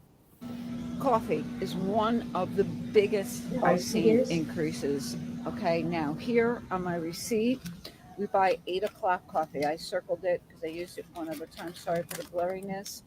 $9.99. You see that? $9.99. Okay. See it now? Oh, Lord. Big $17.99 difference. in less than a year. Less than a year. $17.99, $9.99. So it is doubled in price. Coffee is insane, and this is not even. So if it doubles in price in one year, what it's going to be by the time the year is over in December or by next year. So, oh my God. Hey, Pinky. Mm-hmm. You know, they don't know this, but my best friend name is Pinky. Also, the other day she said, "Will you buy me a pack of cigarettes? And when you get here, I will give you the money back." I get to the store, it was $10.50 for a pack of cigarettes. I'm thinking, I thought I was going to pay at least $4, $3 or $4. I said $10. I called her on the phone. I said, "That shit, $10.50." And they were the off brand. She said, I told you to get the off brand. I'm like, oh, she gave me the $10 back, but I'm like, you need to stop smoking because this is ridiculous. She ain't gonna. Oh, that should think about it for people that smoke. That's gonna stop people from smoking because they ain't gonna be able to afford smoking. And people that do have a cigarette, and you go and say, "Can I borrow a cigarette? Can I have a cigarette?" They're gonna be saying, "Hell no." Yeah, I see why my sister don't even want to share her cigarette. I thought she was being mean. She was like, I have never in my life smoked cigarette, but my sister do. And did somebody ask her for a cigarette? Told me to ask her for one. She wouldn't give one. So now I see why. But you know what? That's gonna stop a lot of people from buying cigarettes, from smoking. They're gonna have to stop because they can't afford it. I said, off brand, and you said the off brand is high. And if you don't smoke, you be like, she don't need this. No way. What she need this for? All this money you pay. That's what was going in my head. You know, I went on and bought it, but I'm like, you better give me my money back. This is a waste of money. This cigarette, they ain't gonna do nothing but give you cancer. But anyway, I've just never smoked before. They tried to get me to smoke when I was in junior high school and high school. I just would never do it. And thank God we didn't, because the people that started and then they're still smoking today. Mm-hmm. Right. Divine says, understanding what the tariff does let you know what a discount or not. Mm-hmm. That is true. She see now. $7. It increased by 3. Ooh, Lord, it's going to be increased by another 3 by the time January come around, especially in December, because they're going to jack the prices up because it's the holiday season. I'm glad I don't have any vices. Ooh, Lord. Oh, my Lord. 10 for 7 days, 70, 140. I mean, 480. I don't know what I got 100 for. $480. Oh, wow, that's a lot of money. Oh, my God. Ooh, that is. That don't make no. Ooh, my God. Money. Yeah. You're going to see a lot of people strung out because, I used to drink coffee every day, 1 cup a day. I drank 1 cup a day only. And I only could drink decaffeinated coffee. I couldn't drink nothing but 1 cup of decaffeinated coffee. I stopped drinking coffee when I think the last time my, what is this here? My rotator cuff, the second, this last entry I got a couple months ago. And I just started drinking nothing but lemon water. just lemon water, fresh lemons cut up every morning, or limes, or both, and they put in my cup. That's what I got here, fresh lemon, and then we pour a bottle of cold water in there, right? And so that's what I do now for my breakfast. But instead of the cold one, I drink the hot lemon water in the morning, and then after I do that, then I have some cold lemon water fixed for the rest of the day, or my juice, or both. But I don't drink the coffee no more. And y'all won't believe how many things of coffee I got here, tons of them. And I don't even drink coffee no more. So I'm going to take all that coffee and take it somewhere. And my daughter and I was in my bedroom master bath last night. We was going through some stuff, and I told her, throw it away. And she said, no. And I said, why? She said, you can use it as a bargaining chip. I said, for what? She said, everything is going up. If anything happened, guess what? People are going to be paying a lot of money to get what all this stuff you throwing away. I said, what? She said, no, keep it. And these are things, and she said, keep it. People are going to be paying a lot of money for it. She said, they're going to be needing it. They're going to need this stuff. I'm thinking, yeah, I didn't think about that. She said, we get in my closet pulling out these big containers, and I'm just showing her all this here stuff. And she said, you got a gold mine up in here. And it was just crazy. And I said, I even got more than that. And she went in there and started getting stuff. I said, oh, let me get this. And she was walking out. She said, Mom, I didn't know you had all this. I've been trying to get this, and I've been needing this and this, and you got it. You didn't use it. Never been used. I hate to tell y'all what it is. But anyway, and so she made me think, with the way the world is going today, she said, if everything collapsed, people are going to be needing all the stuff that you got. So since you don't want it, you just hold on to it. She said, this is very valuable. I said, okay. Then no. She said, I'm going to have to start coming in here once a week, going in your closet once a week. Going in there and see what's going on. See because I didn't even know.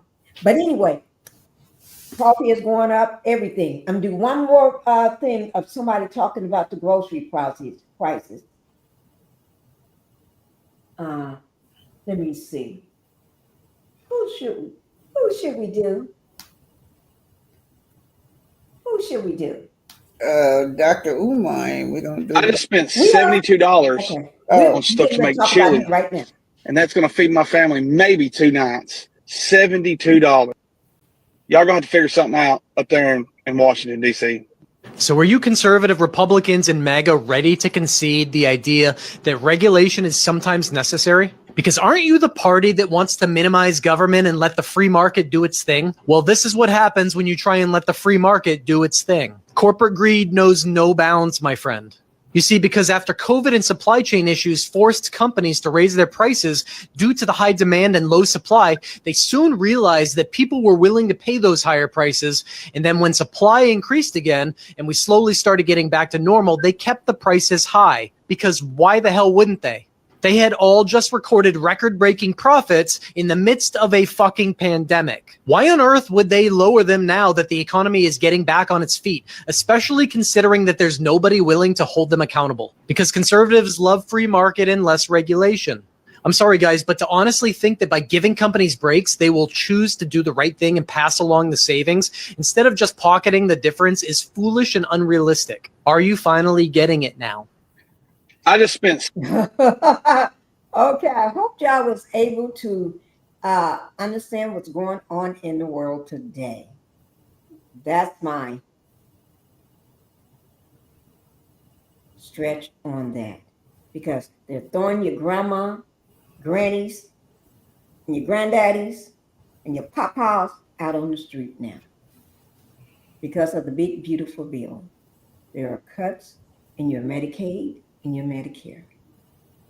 So y'all better find a way to start getting those houses together, because the granny is coming home. Your granny is going to come home to the dogs, to your grandkids, and everybody else. And y'all better get ready for them. Because let me just play this right quick, BT. Let me just. This is something I prepared for you all. Okay?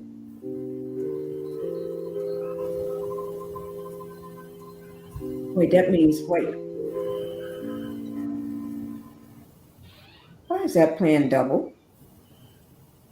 That means I got something else playing. Something else playing somewhere. Somewhere. No. I'm trying to figure out where it's coming from. I'm hearing two echoes of it. And I shouldn't hear two echoes. I don't hear anything. Well, I was hearing an echo. When you had that last one on? Yeah. No, from the music. See, when I put the music on, because I had something. Oh, okay. Okay. Wait, let me just do it.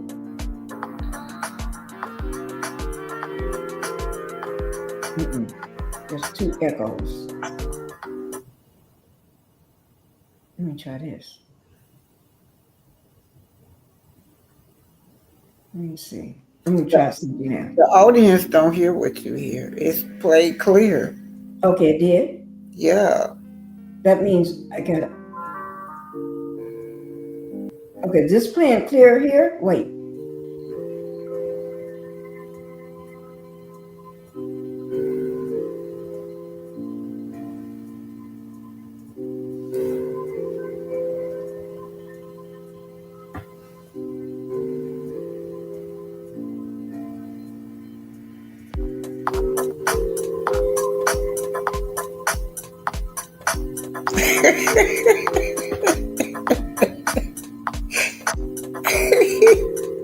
Girl, I shouldn't be laughing at this. The green man.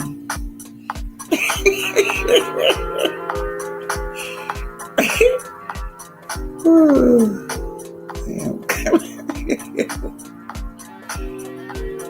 Oh, hell no.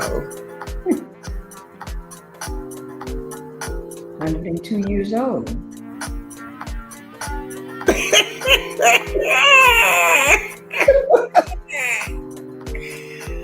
That's it. Oh, God, that right there is funny.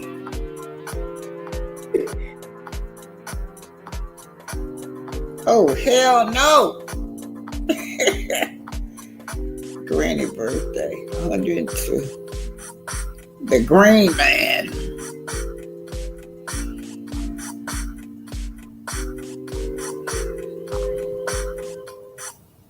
Okay, guys. I hope y'all enjoyed that little slideshow to go with that. Y'all saw Granny's on her way home. Okay. Now, thank you all for that. Let me go ahead and get rid of this. Woo! Now we're getting ready to talk. Y'all know what we're getting ready to talk about.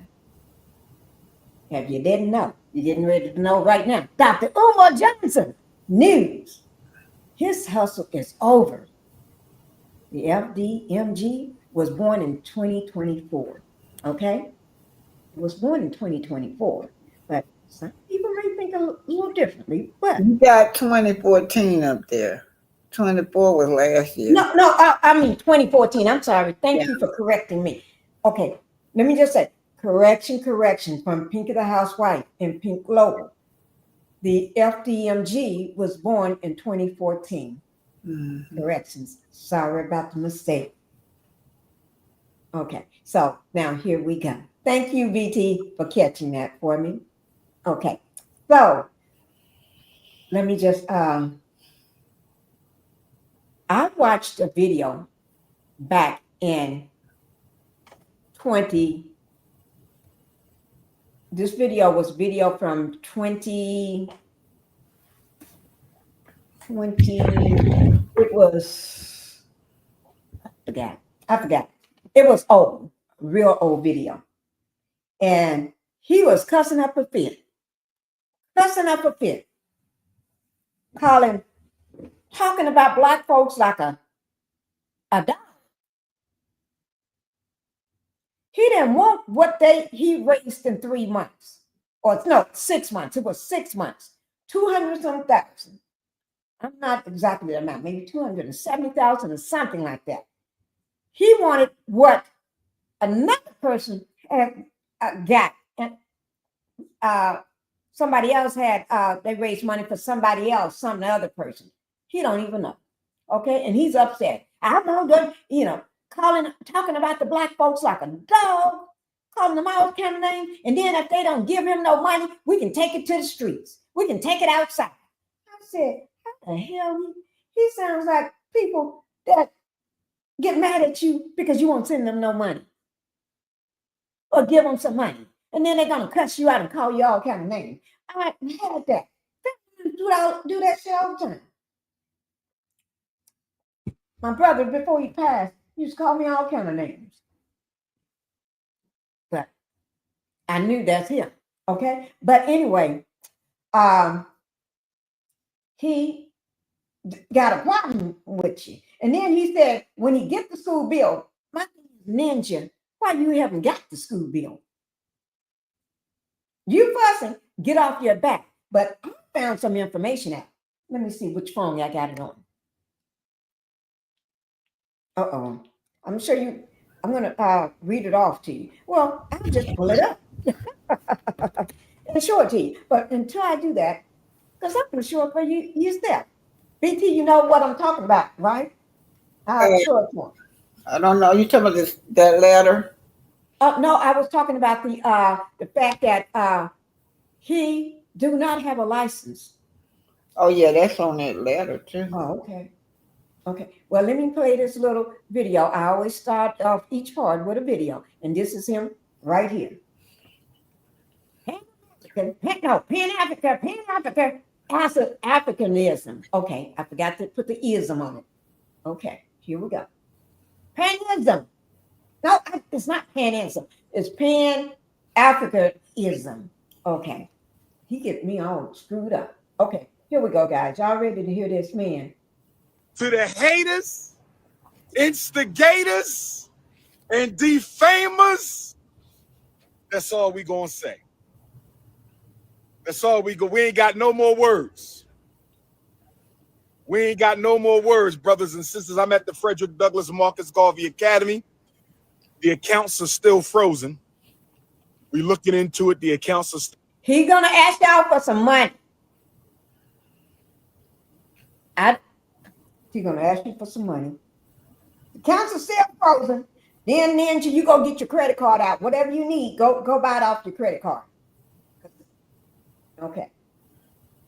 still frozen, brothers and sisters. We're supposed to hear back Friday. We're supposed to hear back Friday. That sounds like Monday to me. The bank is giving us the runaround. We ain't got our check back. So we're about to operate attorneys. Attorneys is about to get involved because we were told. You got to have money to get an attorney involved. And your account, if somebody did something fraudulent to your account, they would have an investigation, fraud investigation done. They put a freeze on that account or block that account or whatever you want to call it. And then they would issue you new cards or new checkbooks or whatever you want to get, whatever you need, they would issue you new. So that's why I knew he was a fraud. And I didn't even go to the bank, but I knew that part. So that's when I knew he's a fraud. Because he's supposed to be so well educated.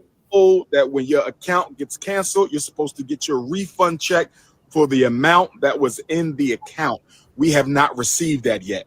So there's some funny business going on right now, brothers and sisters. There's some funny business going on right now, brothers and sisters. They messing with our bills. They messing with our automatic payments. They messing up a lot of stuff with this frozen account. They froze me and they froze the school. That's all right. That's all right. We're going to stay patient. We're going to stay positive, and we're going to see what they say on Friday, no later than Monday. But we need our check back so we can open up a new account and keep the ball rolling. There's a lot of people saying a lot of things. Why you got to wait on a check back? Open up a new account. You're a grown man at a big old age and supposed to be really, really smart and educated. You can still open up another account with your money. If you got some money on you, you got some money somewhere. Go to another and then open up that account. So then when they do give you your check, then you just deposit it into your new account. Did it make any sense to you, Black Titanic? That's my way of thinking. Check open up another account. Dr. Umar, and I can go open up an account. And Dr. Umar ain't think about that. He just want that money right now. Right? Because he getting ready to give y'all his PayPal, I bet. Bet. Or whatever you call it. He's getting ready to get some money. That's what I don't understand. How do PayPal has to be and the Cash App has to be attached to the bank? How's he getting the money then if it's frozen? When you're a con, you do iron ways. I don't know. He probably having people sending him checks to his mama house. No, he's gonna tell you PayPal. Send it to his PayPal and Cash App, but he keeps saying that it's frozen. Look at him, and then he needs to go dry his face off. Is he all sweating down? Man, go dry your face and go sit up under a tree, or go in your house and sit down, so we can see all the hoarding. That's why he's always outside somewhere. I ain't talking about nobody, so nobody come to me. Don't talk about me. I'm just talking about what I heard and what I know. He always outside. You see him. Only going to because he don't want you to see his house, his mama house inside. He got that house stacked up with stuff.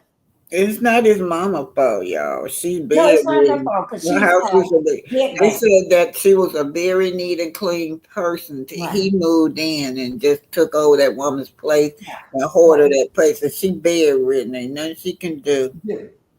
And he just a fit man walking around out on the street. He can go and clean up that house. Let's say this to the Ifa Tunde faithful. The faithful.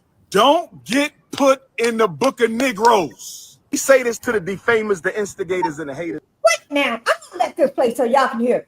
What is he, an educated man, begging for money and getting mad at us because, well, not me, but getting mad at people when they call him out. Educated, you should know. You don't have to beg for no money. Go get a job, Negro. That's what he just calling it. But I will not say that word. I'll delete that word from I'm just going to say ninja. Sorry, guys, I said that word. I will never say that word again. But ninja, he made me say it. Because I've never seen him say that word. See, he's a bad influence. What you think about BT? Well, I can't even get through this little short video, because he just... He been doing it for all years. you Tubi and struggle streamers out there. First of all, I get 67 million hits on my Instagram a month. Damn. Notice he called us struggling streamer, but he the one up there begging.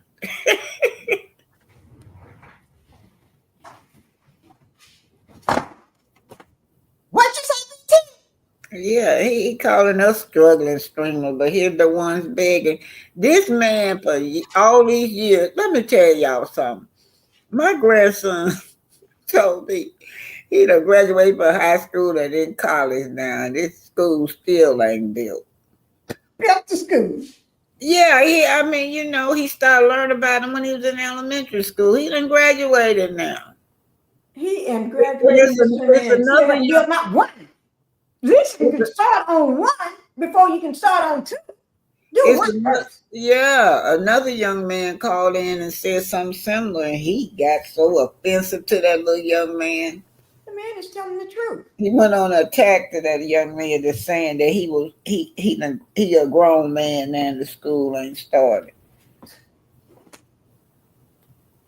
Oh my God! Let me just say, everybody that got information, if you was following him when he started this back in 2014, and the school is still not done, and you got questions, you can hit me up. Hit me up in my chat or whatever comments, and I'll let you come on and tell your story, or let you come up and say something. He's not supposed to be doing this. That the state of Pennsylvania got a cease to desist. That he's not supposed to be soliciting funds because he's not registered. Mm-hmm. But he ignoring them anyway. Yeah. And that's been since 2024. I think you got that letter. Did you ever find that letter? The one that you sent me? I got it. I can play it where I read. Okay. I'll let you play it. Okay. But I'll pull it up. I got what you sent me, but I can always just pull it up too. But this man, I can't even get through things because if they've been listening to this man since they was kids and they hadn't finished school and gone off to college. And other people have been listening to him for years, over a decade. And I'm just starting to listen to him this August. Oh, I see what? You're going to need counseling when you get through listening to him. I do not have high blood pressure, but this man is going to give me high blood pressure. I'm going to have to go see a doctor when I get through listening to him. More than everybody else in the conscious community put together. Let me say it again. I get 67 million hits a month on my Instagram, more than everybody else in the conscious community put together. But I mean, he should have a lot of ass money.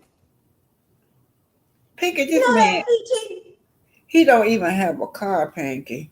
And no house, no car, no nothing. Staying on Section 8 with his, in his mama's Section 8 housing with her. I know. But the thing is, so if he get that many, he get millions, right? Shouldn't he have a lot of money? Yeah, he done collected millions of dollars from not the people that give him money, but he said, listen to him. And he calling us struggling, not me. But he calling the people struggling, which I don't have that many. But he said they're struggling. Them, somebody, not me. Struggling streamers, he said. Yeah, but he get all this shit. Don't you get money from that? Fatunde faithful. Don't get put in the book of Negroes. We say this to the defamers, the instigators, and the haters. All you Tubian struggle streamers out there. First of all, I get 67 million hits on my Instagram a month, more than everybody else in the conscious community put together. Let me say it again. I get 67 million hits a month on my Instagram, more than everybody else in the conscious community put together. So my struggle streamers keep on struggling to bring me down. Oh, yes. But he's struggling to build these schools. He's not struggling to build no school. He ain't trying. He ain't trying. But he got a lot of talk, like PT. Struggle streamers keep on struggling to bring me down. Oh, yes. With your 5,000 views, your 20,000 views, your 800 views, your 50,000 views. Struggle streamers, keep on trying to take down King Kong. I want you to keep on trying to take down King Kong with my 67 million Instagram views a month. What y'all going to do when my Go Live channel is ready?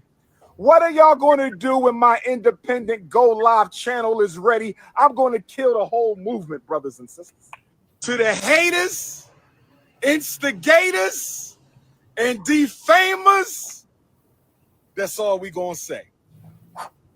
That's all we ain't got no more words. We ain't got no more words, brothers and sisters. I'm at the Frederick Douglass Market. You see how he just went off on people, BT? Yeah, but I'm wondering. I mean, you know, how is he getting his donation then from these people with less views than him? They're the one giving him his donation, and he's so disrespectful. Disrespectful to his donors that's out here keeping him alive. He is very disrespectful. And let me tell you something. Like a person that want to be educated. Well, Mr. Rando, Mr. Rando is a younger man that have started a school for boys. Mr. Randall, he charged Mr. Randall $2,500 to come speak to these boys. Do you know what he did? What? Canceled the day before, said he wouldn't come. Didn't give Mr. Randall, now this is a young boy, younger than him, didn't give Mr. Randall a refund of his money or nothing. Then when he asked for it, he went up, well, he gonna get a refund back. He went on attack. I think that's so. I'm like, if you look at this man, as long as he been up there, what have he did for black boys? He's soliciting these money. You could do online. You could take him to the library. He done nothing but solicit money. He used these little black boys, our children, to channel funds from us, and mostly single women and mothers who want this school, Yeah. And then don't forget, if you contact about your child, he don't come asking for your child. He come to lay up with you. Yeah, sure do. That's what all the women are saying, and they crazy, but excuse me for calling y'all crazy, but y'all laying up with him. They say that he don't even ask about the child. They end up in a hotel with him. Yeah, that's what's going. That's it. Let me just show you right now. Let me find it. What is? Oh, here it is. Let me show you right here. This Instagram, guys. First of all, we're going to talk about what you just said, BT. But right down here at the bottom, this is right down here at the bottom. Let me see, can I see it? It says the wait now. Let me go back. The biggest, I can't see that. Okay. 4 years later, just say 4 years later in 2014, let me see, it said 4 years later in 2014, the FDMG Academy campaign was born. So that's when this thing was born, 2014. And with it, a new level of, what is that, hatred and sabotage. The struggle continues. August 1st, 2005. Damn, we've been doing this since 2005. And it's 2025 now. Ooh, Lord. This man got a stop power that ain't.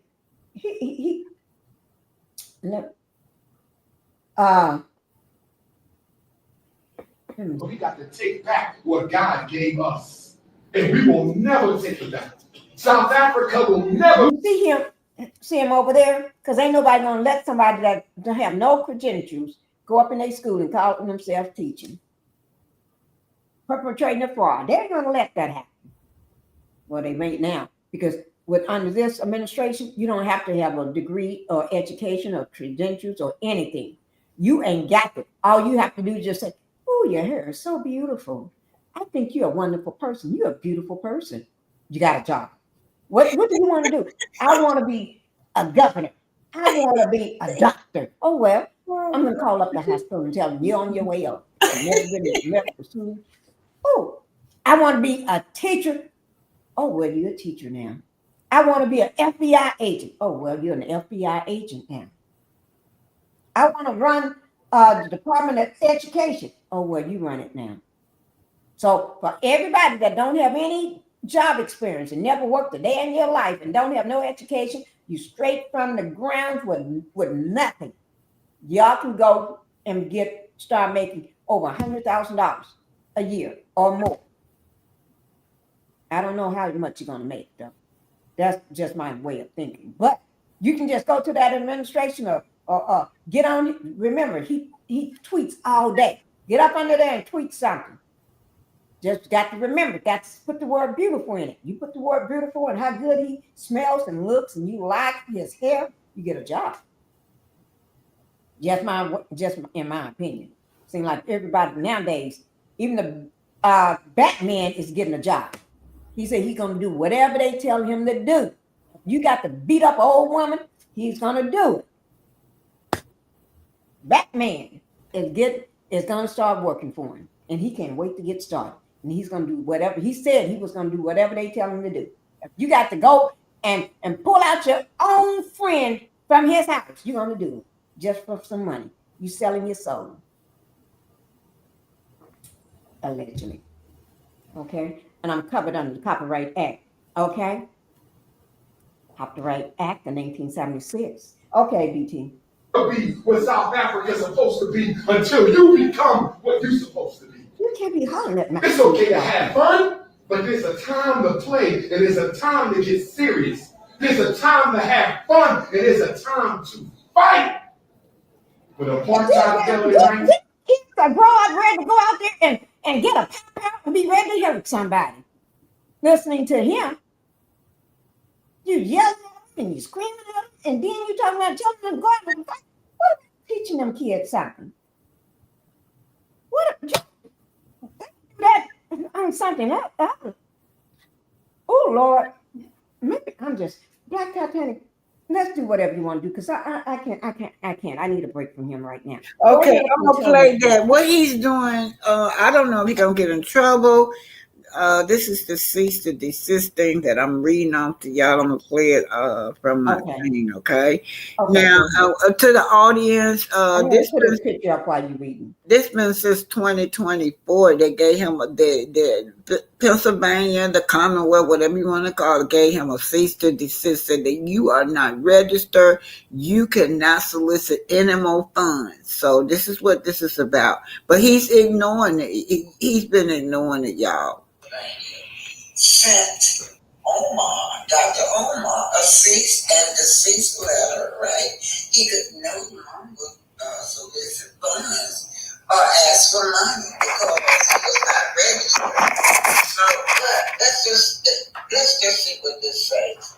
The Commonwealth of Pennsylvania has issued a cash to deceased letter regarding the federal Douglas and Marcus Garvey account. This letter typically serves as a formal request to cease certain action or practice that may be in violation of laws or regulation.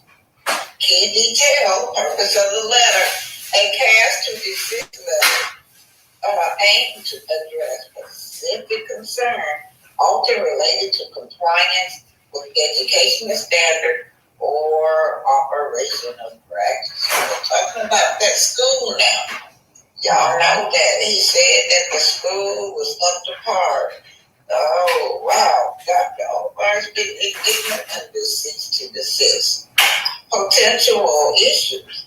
The letter may highlight issues such as governance, financial management. We do know Dr. Umar appears to have great financial management, or adherence to state educational requirements. Response required. The Academy is expected to respond to the letter, outlining steps taken to address the concern raised. Next step. Failure to comply with the request in the letter could lead to further legal or administration action.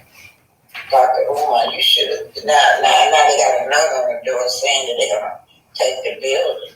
For the most accurate and detailed info, it is advisable to consult official communication from the Pennsylvania Department of Education, a legal document related to the case. So the next document will be the cease to desist letter. But Dr. Umar has not stopped. He's not stopped asking for money, you guys. He's going to get in trouble. So Dr. Umar has a cease and desist order from the Pennsylvania, from Delaware, you guys. Commonwealth of Pennsylvania. In the matter of Frederick Douglass and Marcus Garvey, RBG Leadership Academy, cease and desist order. And now, This 4th day of March 2022, the acting secretary of the Commonwealth have found that Frederick Douglass and Marcus Garvey RBG Leadership Academy is not registered with the Department of the State, you guys, or corporation and charitable organization, and or has failed to submit all requested documentation to the Department of State, Bureau or corporation, an organization of the Bureau of Enforcement and Investigation, in accordance with Pennsylvania Solicitation Fund for Charitable Purpose Act 10. So they're saying that Dr. Umar is not registered in the state of Pennsylvania, so he's not supposed to solicit funds. But you guys know since 2022, it says March 2022. Of course, we know that he has been soliciting funds. He has ignored these people. Yeah, so that's it, Pinky. You see that? Mm-hmm. That's been since 2022. He's not supposed to be soliciting funds. So yeah, so what he claimed now is that because his funds is frozen, that he cannot even pay whatever. I think it's like about $40,000, some kind of $40,000, whatever he owe on the property. He can't pay it because the funds are frozen. But ain't that a coincidence? Yeah, he will come everything out. He does is a coincidence. Yeah, look, he gonna come out 3 days before they tell us that they finna take the school from it. They finna auction out the school. So now he already knew that. That's why he come out with this frozen funds. He can't pay the school off. Yes. Yeah, he can't pay the school off. Then a few days later, he gonna put up the letter that, oh yeah, they getting ready to auction the school off. And the reason they auction the school off because they have frozen the funds and I can't pay them. And look, you've been up there since 2014 and you ain't paid these people at all, not one thing. Nothing. You got what happened? He talked about all these low screamers, right? Can't do anything, but he ain't got no money. Aren't you getting some money from all this other stuff you're doing? You're getting money from people, all these people that you're begging from. People gave you, you've been getting money for over a decade or more. And you can't have done it. Oh, Lord. So those of you who want to see the rest of that, I got it on my site at Umar at Officially Black Titanic. Y'all have to go over there to see the rest of that. Also, the nephew has come out with a lot of family secrets now. That nephew he fed up with him. The nephew said that he started off good, right? Uh-huh. And then suddenly he just started changing. I think when he started getting all this publicity, it went to his head, girl. So I know a lot of people do that. He ain't the only one that do that. You ever heard about people that used to be your friends, then they get a good job or something, then all of a sudden it just go to their head, you know. Right. It's gonna go to their head and they think you ain't nothing no more. You ain't good enough for them to be around you. Or whatever. Yeah, you hear this man? I think he had raised $400,000. He called the donors trifling. Y'all trifling for that. I only got $400,000. Y'all trifling for that. Just trifling. How you gonna get more? He got more too. He got more. I just said that he got more too. That's that bully instinct, but also not just that bullying instinct. That's that con artist is so good to make people feel so bad that they make them feel ashamed that you're gonna go ahead and send them something. I wouldn't say, oh Lord, just me. Okay, do you want to hear all day? One more thing, and then I'll turn it back over to you. I got that. I want to play maybe about a few seconds of he do have an offer with this millionaire, right? He do. Do you think that he gonna take that offer or what? Probably no. Probably not. You know why? Because he'll feel less than. No, Dr. Omar, that ain't why Dr. Omar want all that money. He don't want to pay for nothing. Listen, Dr. Omar could have been spending $2 million. He have had people that want to come in and do the electrician and all that for him. Mm-hmm. He blocks them. Now this millionaire told me that he had him blocked. You got these millionaires want to come in and save the school, not because of you. They think about the little boys, the children in the community that's been looking forward to the school and all the donors. So his name is Marquette Davon Burton. He's buying FDMG from Dr. Umar Johnson. His ego is too much. Let me play this for y'all. Okay, go ahead. Uh-oh. This down, and I want everyone to know, I say this in full sincerity, and I want to be very transparent that I don't believe Dr. Umar about much. I believe that he's mismanaged the funds. I believe that he's squandered them for whatever reason. I believe maybe at the beginning he had good intention, but at this stage, that doesn't matter. He's dealing with a distressed asset that he's potentially going to lose everything. And I'm coming in with capital, ready to write a check quickly, and I can help prevent that. And I hope that ego or past, disagreements don't get in the way of him getting the check so that he can maintain control over the greater project and continue on with potentially creating a legacy and, honoring the donations. Like, that's what this is about. It has mutual self-interest. My self-interest is getting a distressed asset at low cost. Your interest is maintaining your reputation, maintaining your opportunity, maintaining your donor base, and honoring the dollars that you've already received. Okay. Now, let me go through what folks are saying, and then we'll go through the video where Umar is speaking to the situation, and I'll respond. Oh, and by the way, for those of you who have commented. Okay, so let me see if I can start. And certainly this building is not going to go to a opportunity and effort to acquire all or part of the FDMG Academy. And this is something that I encourage you all to share with Dr. Umar, and I'll tell you why.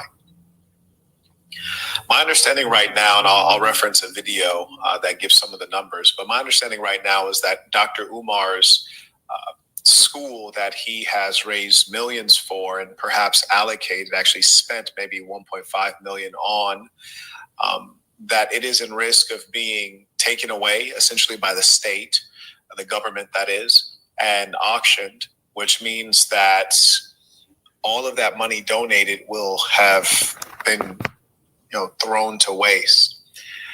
My sincere offer, and it's very clear that I can make this offer in sincerity and convert on it. My understanding is that Dr. Umar owes approximately $38,000 US dollars between utilities, back taxes, things like this. And in paying that bill, which is a manageable bill, he would be able to retain this real estate property, the land and the school buildings. So my offer is to, pending, of course, an inspection, and this can all be private between Dr. Umar and I, the inspection, the results of the inspection, the state of the actual buildings, all these things, because I do acquire distressed assets. This is clearly a distressed asset, and I think that we can do something that'll both benefit potentially students that could learn there at the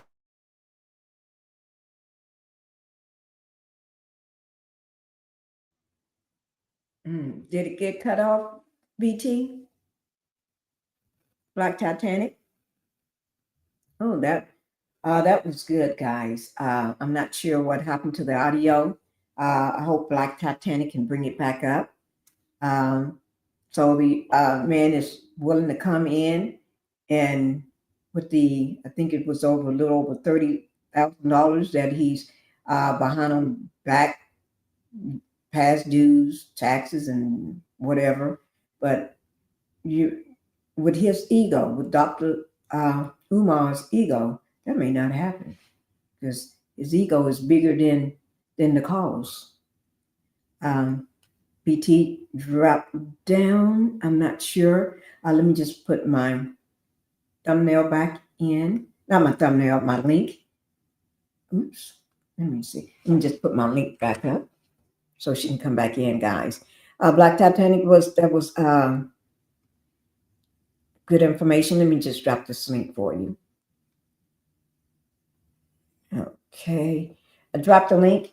Also, if anybody else want to come up and say something, you're welcome to do that. I dropped the link for anybody to come up. We're still talking about Dr. Umar while BT deals get herself back up on the panel. I'm going to go ahead and go over some stuff right quick. Let me go ahead and get it.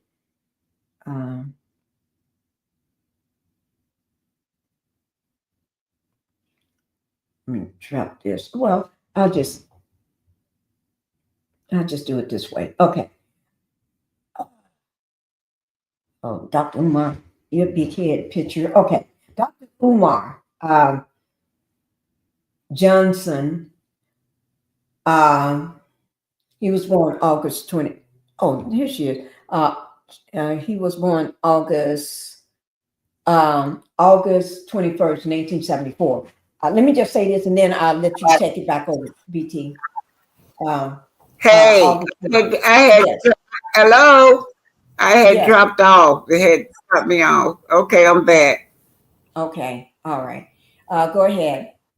That was good information. I was listening to it. Do you have the rest of it? Yeah, let me just play a few more minutes so y'all could get what he's saying. Okay, here we go. That's fine. Today about a very sincere opportunity and effort to acquire all or part of the FDMG Academy. And this is something that I encourage you all to share with Dr. Umar, and I'll tell you why. My understanding right now, and I'll reference a video that gives some of the numbers, but my understanding right now is that Dr. Umar's school that he has raised millions for and perhaps allocated, actually spent maybe 1.5 million on, that it is in risk of being taken away essentially by the state, the government that is, and auctioned, which means that all of that money donated will have been thrown to waste. My sincere offer, and it's very clear that I can make this offer in sincerity and convert on it. My understanding is that Dr. Umar owes approximately $38,000 US dollars between utilities, back taxes, things like this. And in paying that bill, which is a manageable bill, he would be able to retain this real estate property, the land and the school buildings. So my offer is to, pending, of course, an inspection, and this can all be private between Dr. Umar and I, the inspection, the results of the inspection, the state of the actual buildings, all these things, because I do acquire distressed assets. This is clearly a distressed asset, and I think that we can do something that'll both benefit potentially students that could learn there at the FDMG Academy. It'll certainly benefit the donors who want their dollars honored and not wasted. It will make sure that Dr. Umar is able to continue on the journey that he's on. And of course, there'll be something in it for me. As I said, it's a distressed asset. So essentially what would happen is this. My sincere offer is I will write the check for, $40,000 or so, however many dollars it is. I'll write the check for $40,000 if you would allow me to just obviously tour the properties, and if they meet at least a reasonable condition upon visual inspection, then I'll send a proper inspector through to see what the true challenges are of the buildings, what is the actual quality of the HVAC, the electrical wiring, and all the things that are needed to get the buildings functional. And pending the inspector coming back to me with a report that doesn't have anything too egregious, meaning too costly, such that the actual value of the buildings would be less than $40,000, which I don't foresee being the case, I would then basically, and my understanding is he has a number of buildings, maybe in elementary, middle, and high school, is that I would basically do the following. Whichever building is appraises best and is returned by the inspector to have, a reasonable number of repairs needed to make the building functional and useful, I will take ownership of that building. So what I'm saying in short is that I will pay, pending an appraisal and pending a inspection of the property by a certified inspector, I will write the check to remove your utilities and tax burden, tax woes in exchange.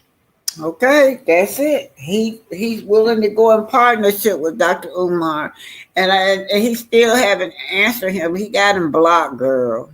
Got him blocked. Wait, now this man got a solution to your problem, got an answer to your problem, and you blocked him. I mean, he had to block Umar, right? Umar got him blocked. He's trying to save the school for the donors. Yes, I know.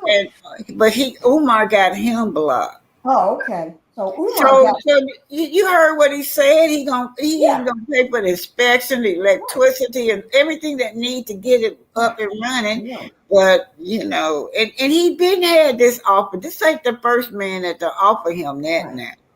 But see, his ego, he got the biggest ego I have ever seen of a man that's claiming to be one. Well, he won't have nobody to answer to. He could keep dangling that school and the little boys in their face like a carrot, and they can keep on sending that money. He won't have nobody to answer to. If he got a partner in a team that mean business, Dr. Umar just can't take that money and pocket it and blow it all like he wants to. Every penny got to be allocated for. You can't just be taking money and just going out to these big fancy restaurants eating. That got to be allocated for. Anyway, sister, it's 2 hours and 17 minutes. I'm tired. I'm gonna get on out of here. And thank you for having me today. You guys, that guy. That's if you just pull up Dr. Umar, his name is Marquette Burden. If y'all just pull up Dr. Umar, y'all could go see the rest of that, or y'all could go to Omar at Officially Black Titanic. It's over there on my channel. Don't forget, y'all, to give me my likes so I can get up to 1,000. Thank you so much, Pinkie. I sure did enjoy you. You funny. Well, thank you. You should have been Pinkie, you should have been a comedian, really. Why you say that? You funny, girl. You are so funny. Well, I guess I missed my calling. I just never too late. I can still do it because I won't be able to find a job, seems like, because of the way the orange man is coming in. So I guess I missed my chance of getting a job. Well, this a job right here. And being a stay-at-home mom is a job now. That is true. See there, guys? I told y'all I got a job right here. Yes. Being a stay-at-home mom ain't easy. Trying to raise children coming up. It's not easy. And dogs, don't forget, I'm a stay-at-home dog mom too. Yeah, now you're a grandma. Stay-at-home or grandmama. Stay-at-home grandma, stay-at-home dog. Yeah, how my baby doing? How my baby doing? Phoenix, oh my God, that kid is so much. He's just everywhere. You name him, he's. I don't know what to say about him. Cannot. What we laugh about all the time? If you keep him for one day, everybody always said Black Titanic, keep him for one day. Ooh, Lord, because he's all over the place. He is and his cousin, the other baby that's older than him, Phoenix, and outgrown him, outbeat him, and outthink him, and be all over the place. And that kid just sit down and just look at the TV. Phoenix be all over the place. Okay. Good night, you guys. Bye, All chat. right. Love y'all. Love All you. right. Thank you, Pinky, for Bye-bye. having me. You're welcome. I'm Thank you for the gonna get on information. down. All right. Thank you. Want me to Mhm. drop you down and you're going down? I'm Okay. That's BT. She's going down, down, down. Okay. Let me just show you all this video. I think everybody got problems with Dr. Umar. Yeah, Dr. Umar, you're running a lot of bridges. You don't realize that, but you are. It's your the way you come off at people, the way you people be trying to help you, and you come off screaming and yelling and cussing them out like they crazy. And those are the people that got the money half the time. This is Roland Martin. He this is the wrong one. Okay, I thought this is the wrong one. This is the one I should because this is the one about Roland Martin talking about the Medicaid cuts that will unalive Americans in your food pantries. That's what he's talking about. And not just your food pantries, but putting grandma out on the streets. So grandma going to be out on the streets rolling around in a wheelchair because the great American Beautiful Bill is going to cripple society, cripple our country. It's not going to make us any better. And we got more. We haven't even hit we haven't hit December yet.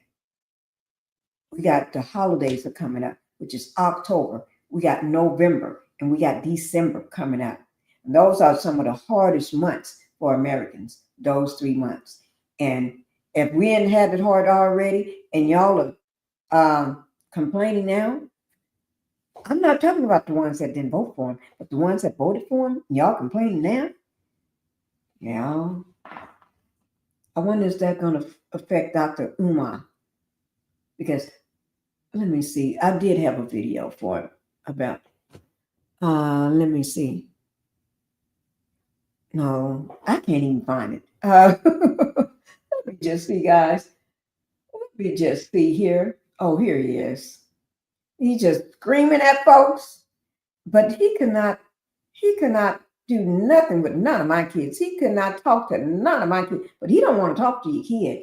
He just want to get to your mama. That's what he was trying to do. He couldn't do none of that stuff in America, what he doing outside. Okay, let me, it was something I want to show you all. Oh, well, we're going to drop this and let me just get to it this way. Dr. Umar, I don't know. Dr. Umar need to, he need to come straight. I'm serious, guys. People are not going to keep putting up with this man taking people money because anytime I hear anything from him, he's begging for money. He is begging for money, and then when you say something, then he want to come at you yelling and cussing and fussing and calling you all kind of stuff. But you the one begging from the other people. They must have some money that you don't have. Here it is right here. Let me see. Here it is right here. I had it already turned up. Let me just get it ready for y'all. This is Dr. Roland. This is Roland Martin, Roland S. Martin, and he is interviewing Dr. Umar. And I want to know how it goes myself. This was 8 years ago, not this year, 2025. This is 8 years ago. Because I had a video from 10 years ago. And I'm going to have to bring that one up another time for you. Okay? But I do want to show this one here. And then after this, we're going to go ahead and go. Okay? And I'm going to put the caption on so that way everybody can hear it. If you can't hear good, at least you can read it. Okay? And this is not even, and he can't call Roland Martin a small time streamer or YouTuber or blogger. He can't say that about Dr. He can't say that. Oh, I'm calling Dr. Martin. I mean, this man, he cannot say nothing about him because, no. Dr. Umar Johnson recently was on 105.1 FM out of New York, The Breakfast Club with DJ Envy, Angela Yee, and Charlamagne the God. During the interview, Johnson talked about a whole range of issues. It led to him being the talk of Black Twitter last week. And a lot of people were questioning his educational credentials. Guys, remember, this is 8 years ago. 8 years ago now.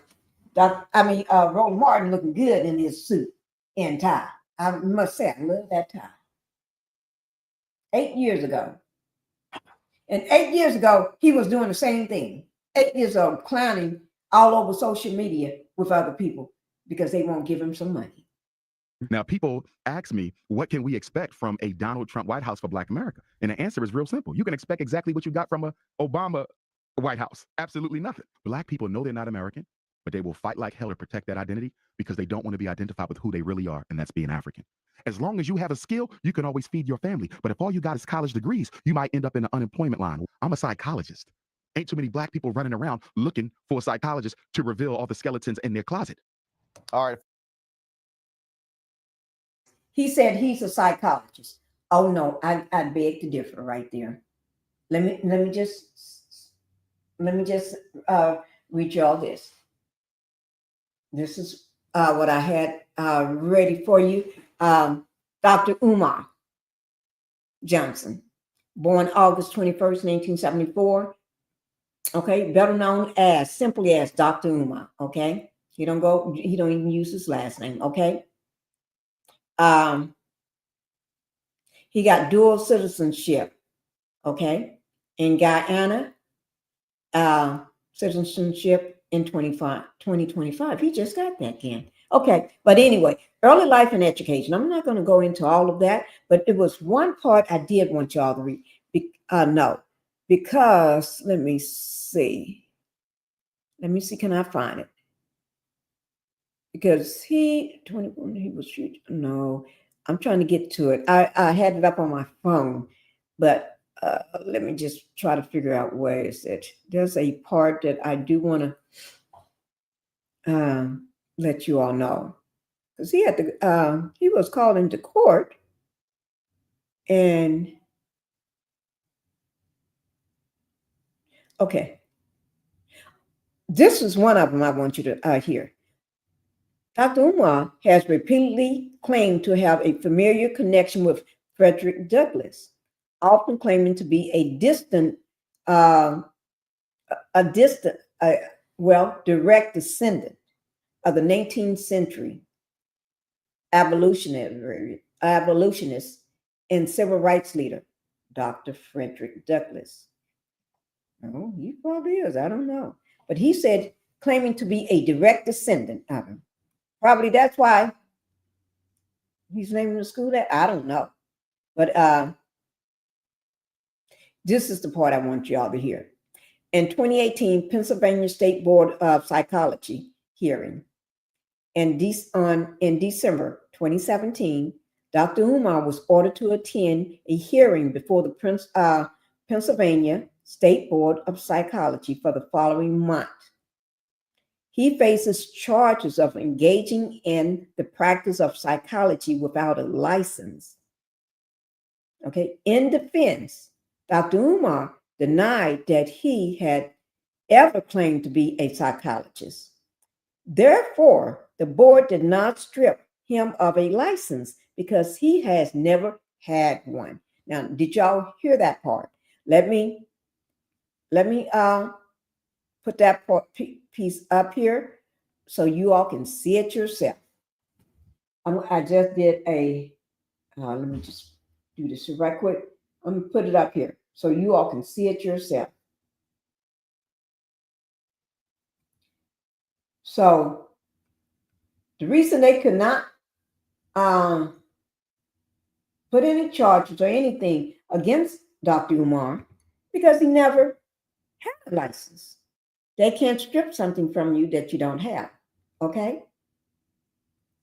So, and I could have sworn I just heard this man just said he's a psychologist, right? Or something like that. He said something to the effect. We're going to go back and just listen. But let me bring this up. So where every time he say that, I got it right in front of me. Let me make this pink. I don't like that color, that background. Let me make this background pink right quick. I think it'll be more fitting for me. I don't know who that is calling me. Okay. Ooh, that pink is too ugly.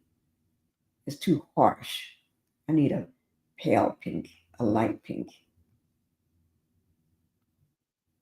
Oh no, that pink is not right either. I can deal with that one. Oh, that's not bad. That's even better. Okay. Just put a little color to it. That's all.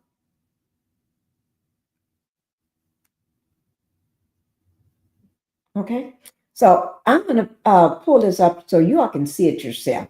And just give me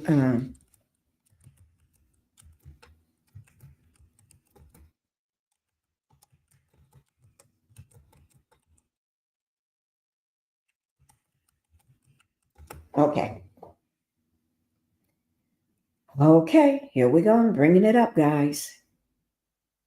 Let me see, can I find it? Oh, here it is. So you can't strip somebody. Here it is right here. Let me stop that from going across the bottom so you can see the whole thing. Okay, you see it? He have never had one. Certification needed. 2018. It says at the bottom. Therefore, the board did not strip him of a license because he had never had one. You see that?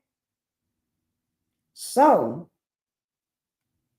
I guess somebody is just playing in y'all's face. Somebody is just doing some foolery. Okay? So, let me go ahead and finish playing that because now we know. Dr. Umar, we know. Because he always trying to tell people what they don't know. And you see right here, psychologists. Okay, let me, okay, right there. Who they really are, and that's being African. As long as you have a skill, you can always feed your family. But if all you got is college degrees, you might end up in an unemployment line. I'm a psychologist. Ain't too many black people running around looking for a psychologist to reveal all the skeletons in their closet. All right, folks, joining us right now, Dr. Umar Johnson. Welcome back to the show. First and foremost, I guess Martin is gonna ask him about that. I already probably know the answer to that one. it was amazing looking at this whole reaction. I mean, I'm sitting here, again, people asking all kind of questions, things are blowing up. And so many people jumped on saying he's not a real doctor. Okay. Where did you graduate from and you got your PhD?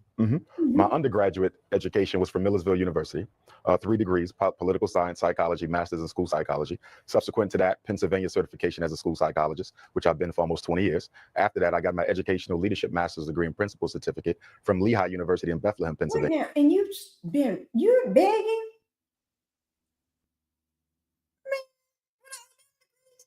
You could have built the doggone school. You could.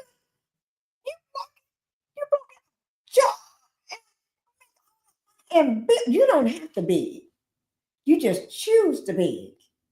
And then get hostile and angry at people and start yelling at them and get defensive because, and I'm not even a psychologist, because people call you out. And when a narcissist get called out and get told the word no, that's a word they don't like. The word no.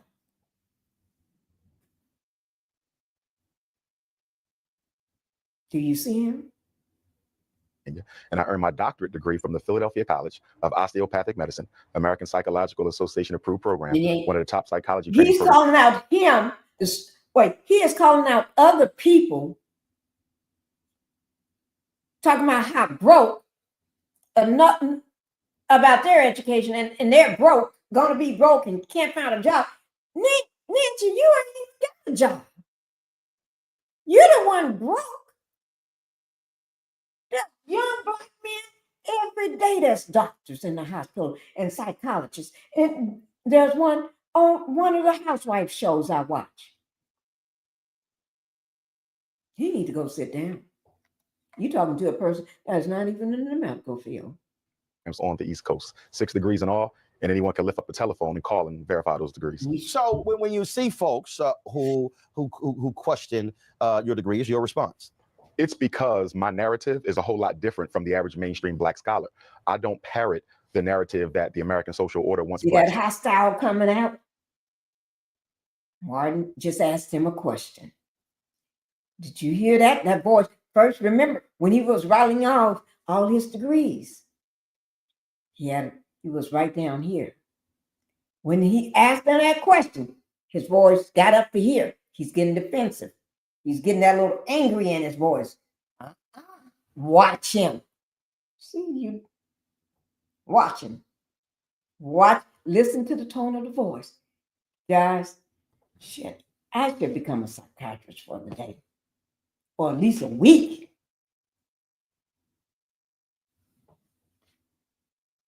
Scholars to parrot. I tell the truth. I don't scratch unless I itch, and I don't dance unless I like the music. And because they're not used to having someone with a traditional education posit non-traditional views, people will automatically start to question his credentials. How did he get this far believing what he believes in?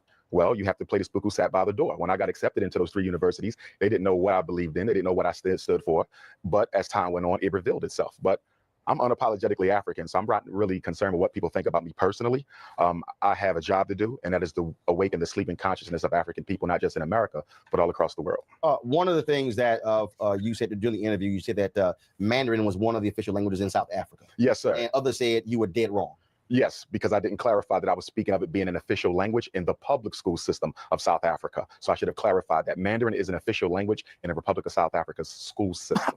It's not an official language in the country. It's an official language in the school system. And I was speaking of schools, but I didn't clarify that. So that's my responsibility. Also, during that particular interview, you talked about a variety of issues that also got people talking. One of them dealt with your views on interracial marriage. Yes, sir. And so, so explain that for folks who did not hear it. Certainly. Simply put, any black man who is with a woman who's not an African herself is going to have a difficult time getting respect from me.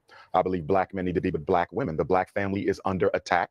Only 1 out of every 4 black women gets married. The black woman is last likely to get married. She's the last married, the first divorced. We have 2/3 of our children being raised by working class and impoverished single black female-led house homes. The destruction of a nation begins in the home of its families. And if we want to save black people, we have to save the black family. And in order to do that, black men have to commit themselves to black women. So when you talk about not getting your respect, so if that's the case, you're saying President Barack Obama to get your respect because his dad married a white woman? Oh, not at all. With Harry Belafonte? Not at all. I want to be very clear about something. As Pan-Africanists, the product of an interracial union is an African. That man, President Obama, I still call him my president. President Barack Obama ain't got nothing to do with how he was born into this world. So because of that, I think you're just jealous. I think you're just jealous because that's a proud man, whether he's black or white or about racial, because whether that doesn't matter. I think he's jealous of Barack Obama, President Barack Obama to me until I get me a president in the White House. But right now, he's mine. But anyway, I think he's jealous. Barack is smart, educated. He's an attorney. He was the president of the still is to me, but he one of the greatest presidents.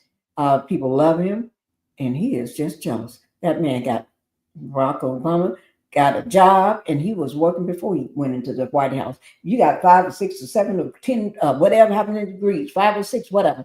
Why you're not employed? Why are you on the streets begging? Why you get hostile when people don't give you money? Why you want to take somebody outside and fight them because they don't give you money? Why you talk about all up under a woman's dress or between her legs, all because people won't give you money? Why you put your own black people down?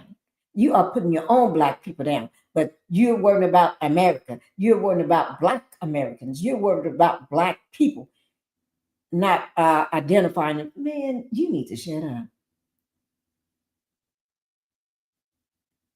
Okay. I want to play this. He is really getting on my nerves. I really want to say that. I have heroes who are biracial. Some of the grandfathers of Pan-Africanism were of mixed racial ancestry. You don't blame a child for how they got here. Oh, thank you. Didn't you just say that? You don't blame a child for how they got here, but that's what you're doing. He's contradicting himself. That's what you're doing. Ooh, Lord, somebody come and get this man. Come get this man and put him on the street corner with a sign with work for food so he can go get a job and build his own doggone school. Fonte has a white wife. No respect for him. It would be very. It doesn't matter. It doesn't matter your social status. So no. I didn't say social. I'm talking about the one who put the work. Right, but you put him out. No. I'm asking you. So Harry Belafonte. Yes, sir. Sidney Poitier, Julian Bond, Vernon Jordan. And you're naming all them to say what? No, these are all African American men who have done some good things. No, who married white women. But you said any black man who marries a white woman will not get your respect. Can I respond? Yeah, go ahead. And what I'm telling you is this: I don't Your care. Rock married a black woman. So why he don't get your respect? But you asked, you had said the kid, that child. Somebody. Okay. Oh Lord. I just want to. I don't care how much work you did for black people. Your greatest commitment to black people is being committed to a black woman. It is still a contradiction, no matter how much you think you did for the struggle. What damage that you do to black women, the single black mother? Huh? Are you kidding me? As much damage that you do? Talking about if they kids come to your school whenever it gets open, you would never let them go back to their mother or their father. You would keep them. First you said you'd keep the boys. Then you say, no, the girls or the boys, one of them. You said you'd keep them. Then you said you'd keep the girls too. Would never let them go back home. Hell no. He trying to play foolery in y'all's eyes. Watch him. If you really were concerned with black people, you would commit yourself to a black woman. So it doesn't matter how successful they are. It doesn't matter how great you may claim them to be. At the end of the day, you didn't think enough about your own people to marry a woman who looks like you. Frederick Douglass. Yes, sir. An ancestor of mine. So when you say ancestor, what does that mean? Let me break it down. Because again, some have said you tried to claim that you are a descendant of Frederick Douglass. Okay, so let's deal with that. So hold on one second. Here's a statement from the family. Let me go ahead and read this, please. The family of Frederick Douglass has received numerous inquiries about Umar Johnson, questioning his relationship to Frederick Douglass. There have also been questions about his legitimacy of his PhD and the handling of the donations he's received for his school that he is promoting. We can tell you with 100% certainty that he is not a descendant of Frederick Douglass. With that being said, Mr. Johnson is very careful not to bill himself as a descendant, but he doesn't correct people when they refer to him in this way.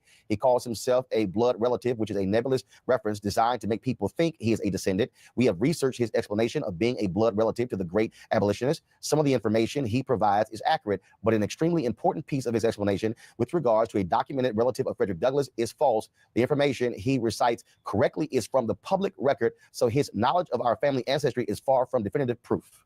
Two things there. One, he's not a descendant of Frederick Douglass. Okay, I would concur with that. All right, but then two, you also heard that some of the things he says is correct. So the question becomes, he's either related or he's not. Okay, so are you related? I'm about to answer your question. Okay, allow me to do that. I am a blood relative of Frederick Douglass. My name is on the family tree. We have a family reunion every 2 years. What they're talking about, I want to make sure you're clear. They're talking about whether or not I come through the loin of Frederick Douglass, which I do not, nor have I ever claimed. Okay, I have more videos on YouTube than any other scholar. I speak around the world more than any other scholar. Show me where I've ever said I was a descendant. I've only claimed one thing, kinsman. How am I kinsman? If you ever read any of the autobiographies of Frederick Douglass, he talks about. Didn't I just read that? Let me see. Didn't I just read something about him being a descendant, distant descendant? Let me see, can I pull that up? What did I just do with that? Oh, yeah. He makes me want to shoot. This man makes me want to copy and paste that too. Let me pull, not copy and paste, but I'm going to put this up too, because I think people need to see this. Because he say one thing, he don't say, okay, tell you what, we'll be playing that, what he's talking. No, no. I need to hold off until I put this up here. Because he playing some foolery going on. Some foolery going on. Oh, let me see where I put it. Right here.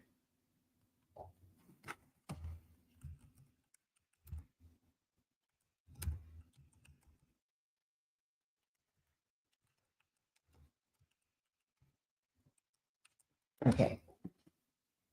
Okay. This man make me have to do a lot of work here. He makes you have to do some work. Okay. Okay, here we go.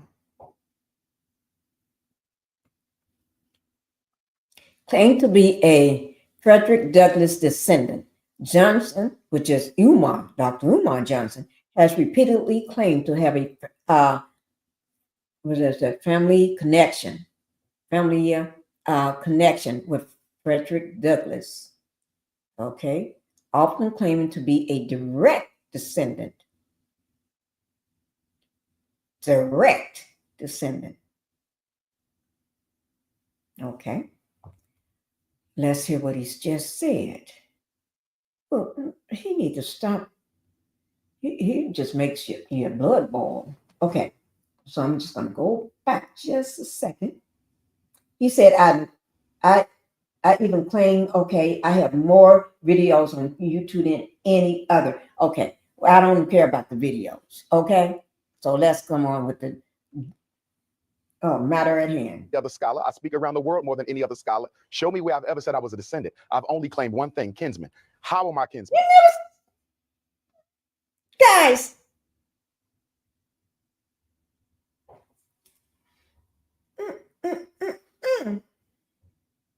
Gosh,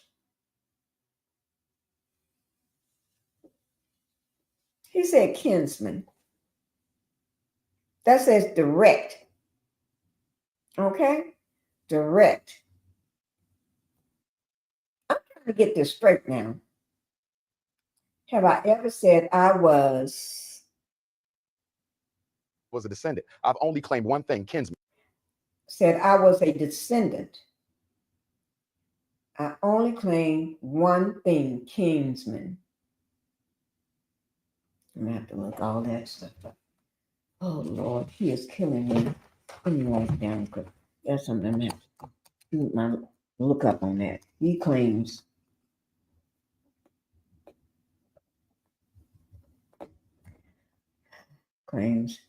only thing is kinsman.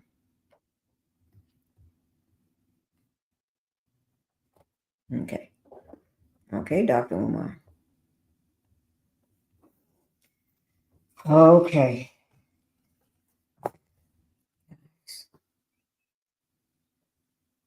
How am I kinsman? If you ever read any of the autobiographies of Frederick Douglass, he talks about growing up on Tuckahoe Creek with Cousin Stephen. Cousin Stephen is Stephen Bailey, Dr. Umar Johnson's 4 times great-grandfather, whose grave I just visited last week. I go every year. Okay, that's my 4 times great-grandfather. He married my 4 times great-grandmother, Caroline Wilson Bailey. From that union came my 3 times great-grandfather, George Washington Bailey, the first black public school teacher on Eastern Shore, Maryland. He married Grandmom Annie. They had Grandmom Caroline. Okay, she had Grandma Vivian. Grandma Vivian married a Spanish-speaking Cuban immigrant, Grandpop Cicero. They had Grandmom Ida, who's still alive, who married James Johnson, who had my father Jamal, who married my mama Barbara, and from that union I was born. I am a blood of Bailey. I am not married in. What they're talking about is strictly descendancy, something I've never claimed. Am I a kin? Do I directly come from the loin of the first cousin and potentially half-brother of Frederick Douglass? And the reason I say potentially, the slave master who owned our family, a white man named Aaron Anthony, raped Frederick's mother and raped Stephen's mother, my ancestor. And it's significant evidence to suggest that. Some people could still argue, though, that they were not brothers because it's not conclusive. Fine, throw that out. I'm still a kinsman because I come through the blood of his first cousin. You talked about, again. What is he worrying about all that shit? He don't know shit to worry about. And y'all see the hostility and the biting of the lips like that and closing his eyes tight. He's trying to hold in his anger. Y'all see that face? He's trying to hold in his anger. He want to lash out. He's trying to hold in what he normally do to people.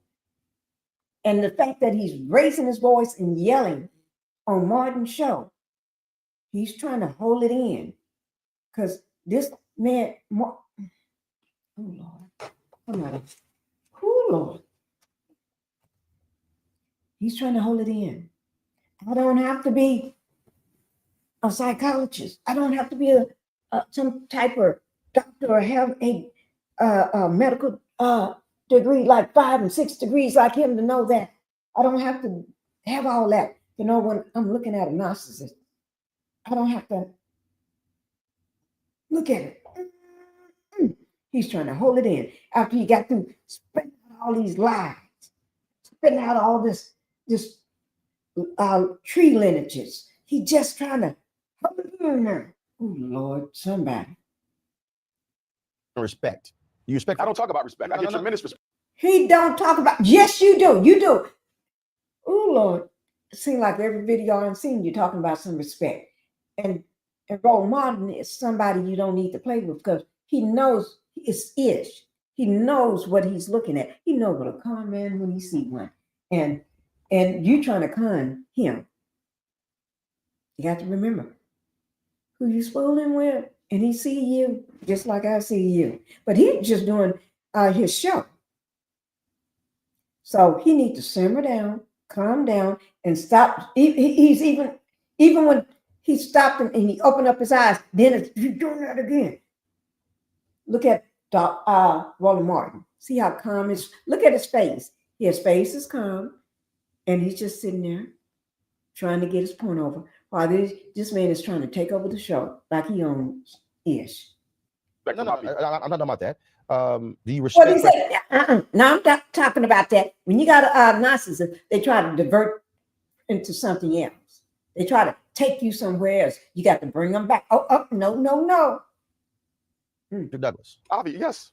But he had a white wife. He did. So that's what I'm sure. I'm gonna clarify. Why is that an issue? Why is that if you put in the work and you have the history, who cares who you marry? I already answered that question. I told you I don't care how much work you put in. If you don't commit yourself to a black woman, ultimately you wasn't totally committed to the struggle. Even Frederick Douglass. Even Frederick. Well, just because you don't marry a black woman, that may not be right where your heart is. Your heart may be with a Hispanic woman. Your heart may be with an Irish woman. You may want to go marry an Asian woman.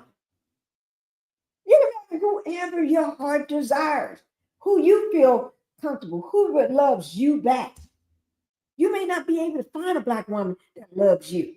You may be walking down the street and turn around and bump heads with, oh my God, picking up the phone and bump heads with an Asian woman, and y'all fall in love. A black man and a white Asian woman. Or you may be a white woman that falls in love with a black man. Or you may be a black woman that falls in love with a white man or an Asian man. It doesn't matter. Why is it so bothersome to you? Are you just mad because you didn't come out biracial yourself? Is that the problem? He got some anger he got anger when it comes to black men and black women. And he don't, oh Lord, I think he upset over something that he couldn't choose, how he was born, what color he came out, or how did he come out. Man, you need to go to sit down on somebody's couch and let them talk to you.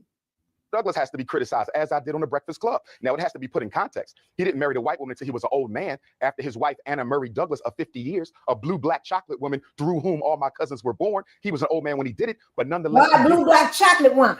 Are you mad now because you're a blue-black, you came out straight down the line of the blue-black chocolate woman? Man, you need to go somewhere. Seems like that's where that anger is from.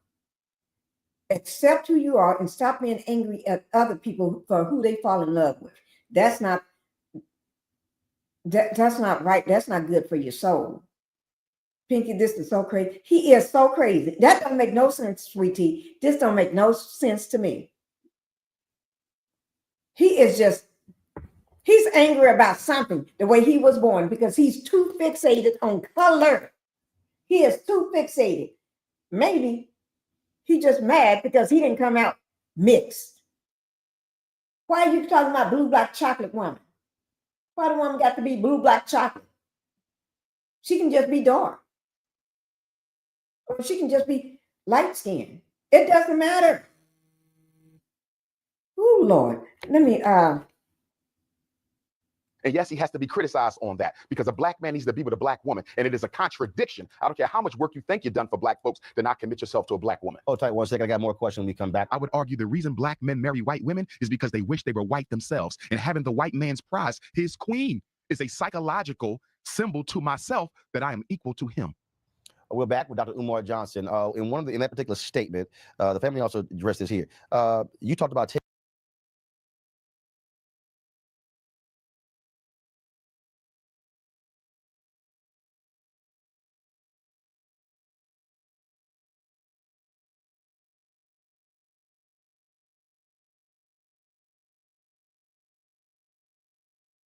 taking over the buildings or the land of a black school that was shut down. Yes, sir. HBCU St. Paul's College. And you were raising money for it. First of all, how much money has been raised, and what's the status of that project? Well, St. Paul's has been sold. Approximately 3 to 5 months ago, I was told by the auction company in charge of the sale that it was been sold to a developer. So how much money was raised? What the people gave? All people gave. How much was raised, and what's the status of that? $700,000. And the status is we're still looking for a school. And the status is my start date for FDMG will be 8/21/18.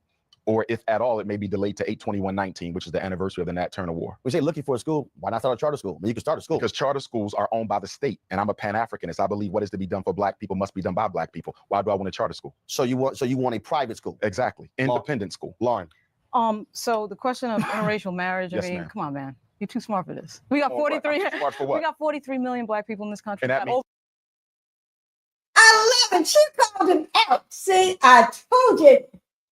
I didn't know they was going to be over there, but I'm glad to see somebody called this ninja out. What we got is 43 million black people in this country. Oh my God. Thank you. I'm glad. And they sitting there like, oh, I'm glad. Somebody's sitting here over there listening to, that's probably why he's so hostile to Roland, because he got these. Look at these people sitting over this big, beautiful black people over here and looking at him like, he would have come. He's running it for himself because he's not coming off credible, because only thing he worried about is who somebody else is married to. When you sat there yourself and trying and gonna beat in somebody's head because they saying that you ain't a descendant of Frederick Douglass. The man that you said, or somebody down the line that you said that RAP, this person, and RAP, that person. What? I will keep that a secret unless somebody find out and ask me. I don't want to be known. That's that. I'm related to the RAP person. For 190 million white people, you're going to sit here and say that if a black person and a white person get married, a black person and a white person get married, one can't understand the other person's struggle. You've seen Tim Wise, right? You've seen Reverend Wallace. You've seen white people who understand racism very well. That doesn't mean we're going to do anything about it. They understand racism when you see things like the murder of Medgar Evers, like the murder of Martin Luther King. They understand racism. And what did they do about it? They understand us gaining just fine, and that's why murder happened. Based on what? So the idea that somehow a white person can't understand our struggle, I could care less what they understand. I'm asking you, what have they done systematically to improve the opportunities of white folks? He did not tell me that. Yes, you did tell me. See, the woman just calling you out. Narcissists don't like nobody to call them out. And you see how he's trying to overtalk her? Y'all see that right now. He is trying to overtalk her, to shut her down. That's what they try to do. And then when they overtalk you, then they're going to revert it. Watch. You're going to overtalk everybody and then deny that Roland didn't try to tell him something. Did not tell me that. You're going to tell me that guys like Tim Wise and Reverend Wallace don't understand race in America? Tim Wise? They don't understand race in America? He articulates racism. So what has he done to there are no white people that understand race in America? There's not a white person in America. There's no white people understand race in America. There's not a white person. Them going to There's not a white person in America who has ever worked to systematically eliminate the white privilege that they benefit from vis-a-vis your oppression. You know 190 million people in America. Eugene. So we're not going to go there. We're not. I haven't called me a liar, and you're cool. Well, it's a fact that you're lying. It's a fact that you're lying. It's a fact that you're lying. I understand you. To say that. One thing I don't understand. Roland lets you speak. Now let somebody else speak. But every time they sat there quiet as a mouse. And then every time somebody else starts speaking, you try to overspeak them because you want to talk over them. You got to get louder to overspeak them. No. Man, you, oh Lord, let me be quiet. No, everybody, 1 second. Several things I don't allow. I don't allow the N-word. I don't allow coon. We can talk to one another and disagree, but I do not use racial epithets against black people. See, but he used it. Dr. Umar used it. See that, Dr. Umar? You're fooling with the wrong person right now. Oh, Lord. Oh. See? You don't have to be. That show that you are nothing but a con. You are nothing but a con in my book. Fine, but he called me a liar. No. Racial epithets will not be used on this show. And that's fine. By anybody. But how we talk to each other. You can say whatever you want, but no racial epithets will be used on this show about black people to black people. Eugene, your question. So, from your paradigm, from your perspective, Civil Rights Act isn't an act of white folk stepping up on behalf of black folk. Current criminal justice reform legislation movement isn't a current act of white folk stepping on behalf of black folk. Folk that funded the civil rights movement in the 50s and 60s isn't an act of white folks step up and have a black folk. I'm sorry, as an American, because I define myself as an American, an African American. Sure you do. I live in a country that moves forward together. And I say that as a Republican. We move forward together. Yes, we have individual struggle. Yes, we have struggles. Yes, we have. Yes, no. Yes, we have. We have. Oh Lord, somebody please tell this man to stop over talking other people. Let this young man. Oh Lord, he is dressed so nice. I love that pink top, but he is dressed so nice. But let him speak. He was just as calm and let you speak. And see there. Oh my God, somebody. He need to go to a school so they can train him how to speak, how to talk to other people. I don't know where you want to send him, or send him somewhere so he knows how to act in public and how to speak to other people. He can always be. We have systematic. Finish it 15 seconds. We have systematic struggles, and together as a country, moving forward to defeat those struggles. Really? So, based on what you said, I want you to give me examples of white folk, not individuals, but systematically. Excuse me. Why can't they be individuals? I know you can't wait to finish. One second answer. Can I finish? Go. Okay. That's what that, and he talks about black women like they some animal, and want to beat down black men because of who they married or how they got born into this world. And then if a sister doing that thing, you be all up in arms. But then you can do all this here and call people names. Oh my! Go sit down. He will never let nobody speak. Somebody put him. I'm going. Okay.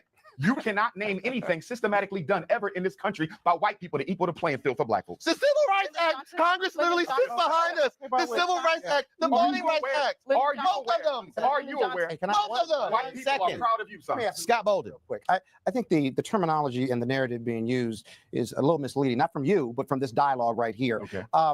It's one thing to sympathize with the struggle. It's another one to empathize with the struggle. Very different. When you talk about marriage being a political choice, and that one of the arguments that you made that I tend to agree with is that if you don't marry a black woman, then she can never support and comfort and value your day-to-day struggle as a black man. That being said, I do think that the level of the rhetoric that you use in regard to your Pan-Africanism is difficult for many of us, quote, in the mainstream to get our arms around. But this issue about black men and white women in the civil rights struggle is not a new discussion. My mother was a civil rights activist in Chicago, and she would often complain privately that, one, you can't sleep white and talk black, if you will. And that's always been in the American struggle, African-American struggle with ourselves. The other thing is that we struggle with our own psychology about self-love and otherwise. And if we get our arms around that, that does make sense. But you would have to say that 190 million people. But you don't let nobody talk. Lord help me. Let somebody else speak. Umar, I think this is how I knew this was a con, in my opinion. He rattles off all this rhetoric just over and over and over and gets louder. And then he ready to jump on you if you don't do it his way or believe what he believes. God, he don't get nobody. Give the panel a chance to speak. You just sat there and just went off. Let them speak and be quiet. I wish he can shut his mouth. I hate to say that. Shut your mouth for a moment. You would have to claim that. Individuals don't matter. You'd have to claim No, that. go ahead, respond. Go ahead. And I agree with my brother's comments. Brother Scott, he brought up the Civil Rights Bill. But what he did not talk about in relation to the Civil Rights Bill is there were two words included in that bill that ultimately served to take away from Black people what that bill was intended to deliver. They added gender and they added sexual orientation. And as a result of that, white women and homosexuals have been able to strip Black America from the intended gains of the Civil Rights Act. So there was still racism in that bill if you will study that history. So Umar, your question was, has anyone Black ever systematically done, has anyone white ever systematically done anything? Systematically. White America. So LBJ would be the answer for that, because that's the government. No, I don't think you that's a systematic move. No, you didn't hear the question. No, you did not. No, you didn't. Yes, she did, because I heard the question. If she heard the question, I heard the question. We all heard the question. So Roland shouldn't have to play referee because you want to act like a hooligan from the streets. So you need to calm down and shut up for a little while and let somebody else speak. I'm not trying to literally have 45 seconds, so restate the question and give an answer. I got 45 seconds to get an answer. The question was, what has white America done? Right. Not individuals. Systematically, you won't even let me finish. Yeah, because you're that in love with white folks, you won't even let me finish. Finish. Literally 20 seconds. There is no bigger system than 20 seconds, I'll finish. And then 20 seconds, I would say that the panel that you have here, who are extremely intelligent, do not represent the everyday Black man and woman struggles, and then because of that, they can articulate. And you represent 43 million people in this country? I don't think so. Weekdays on TV1. I will never lie to you. Oh my God. Roland Martin. He doesn't want to talk to us. He wants to ignore us. Uncensored. Hell no. That ain't no cut it, boo. Unapologetic. No, that is fundamentally false. You are wrong. Unfiltered. He wants an America where we all look alike. He ain't talking about Black people. Unrelenting. You better go work out, because you got a fight on your hands. News One Now with Roland Martin. Weekdays at 7 a.m. on TV1. Whew. A lot of people. Her husband said something in a different language, and then she said, no. Oh, I forgot when it ended. Oh my God. I was so caught up in this, guys. I was so caught up in this. I forgot we have ended. The video is over. That have ended. It was only a short video, guys. But whew, you see what you have to deal with when you're dealing with Dr. Umar? You get not one word in. And he's going to cut you off every chance you get. You can't speak about anything. You can't say anything. Because if it's not his way, it's the highway. You got, well, whatever you want to say. It's his way or the highway. He want to be all-knowing. But you got all these degrees, but nobody told you how to act on an interview, how to treat Black women. And Black people, whether you're born half Black, half white, half Asian, and half this, half Hispanic, it doesn't matter. You don't decide on how you're born. So none of them get your respect. And Black men that married outside of Black, it doesn't matter. Maybe Black women that want to marry outside of America, it doesn't matter. Why are you worried about them? You're trying to build a school. You're worrying about your school, trying to get a school built or schools built. So why worry about who married who? I think the reason why is because you're too busy going around claiming to be something that you're not.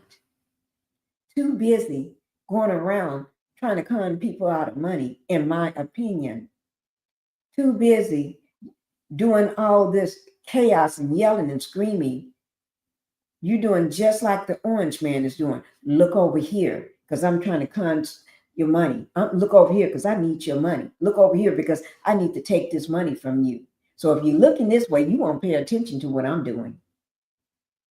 Because you never, this video is, let me see how many years old. I think I said 8 years old. Let me go back and see how old this video is. This video is, yes. But this video is from July the 10th, 2017.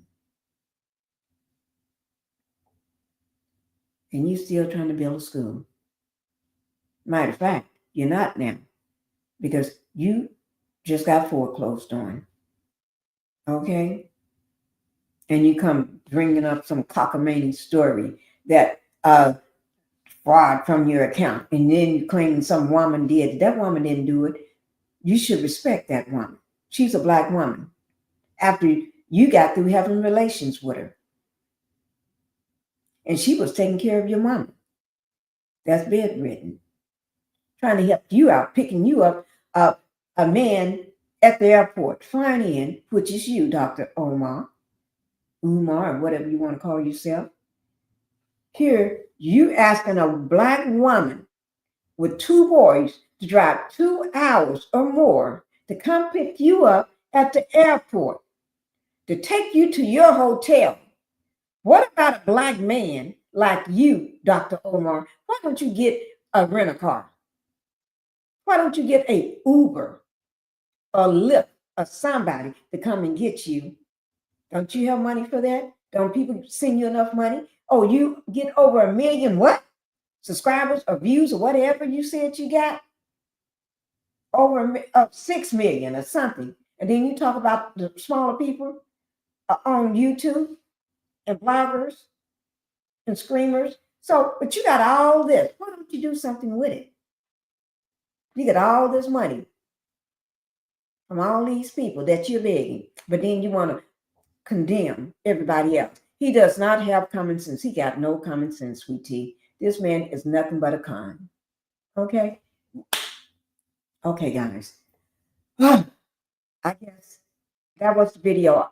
Pinky, you've been on for 3 hours. Yes, it was not my intent. I've been trying to keep my lives down to 2 hours or less.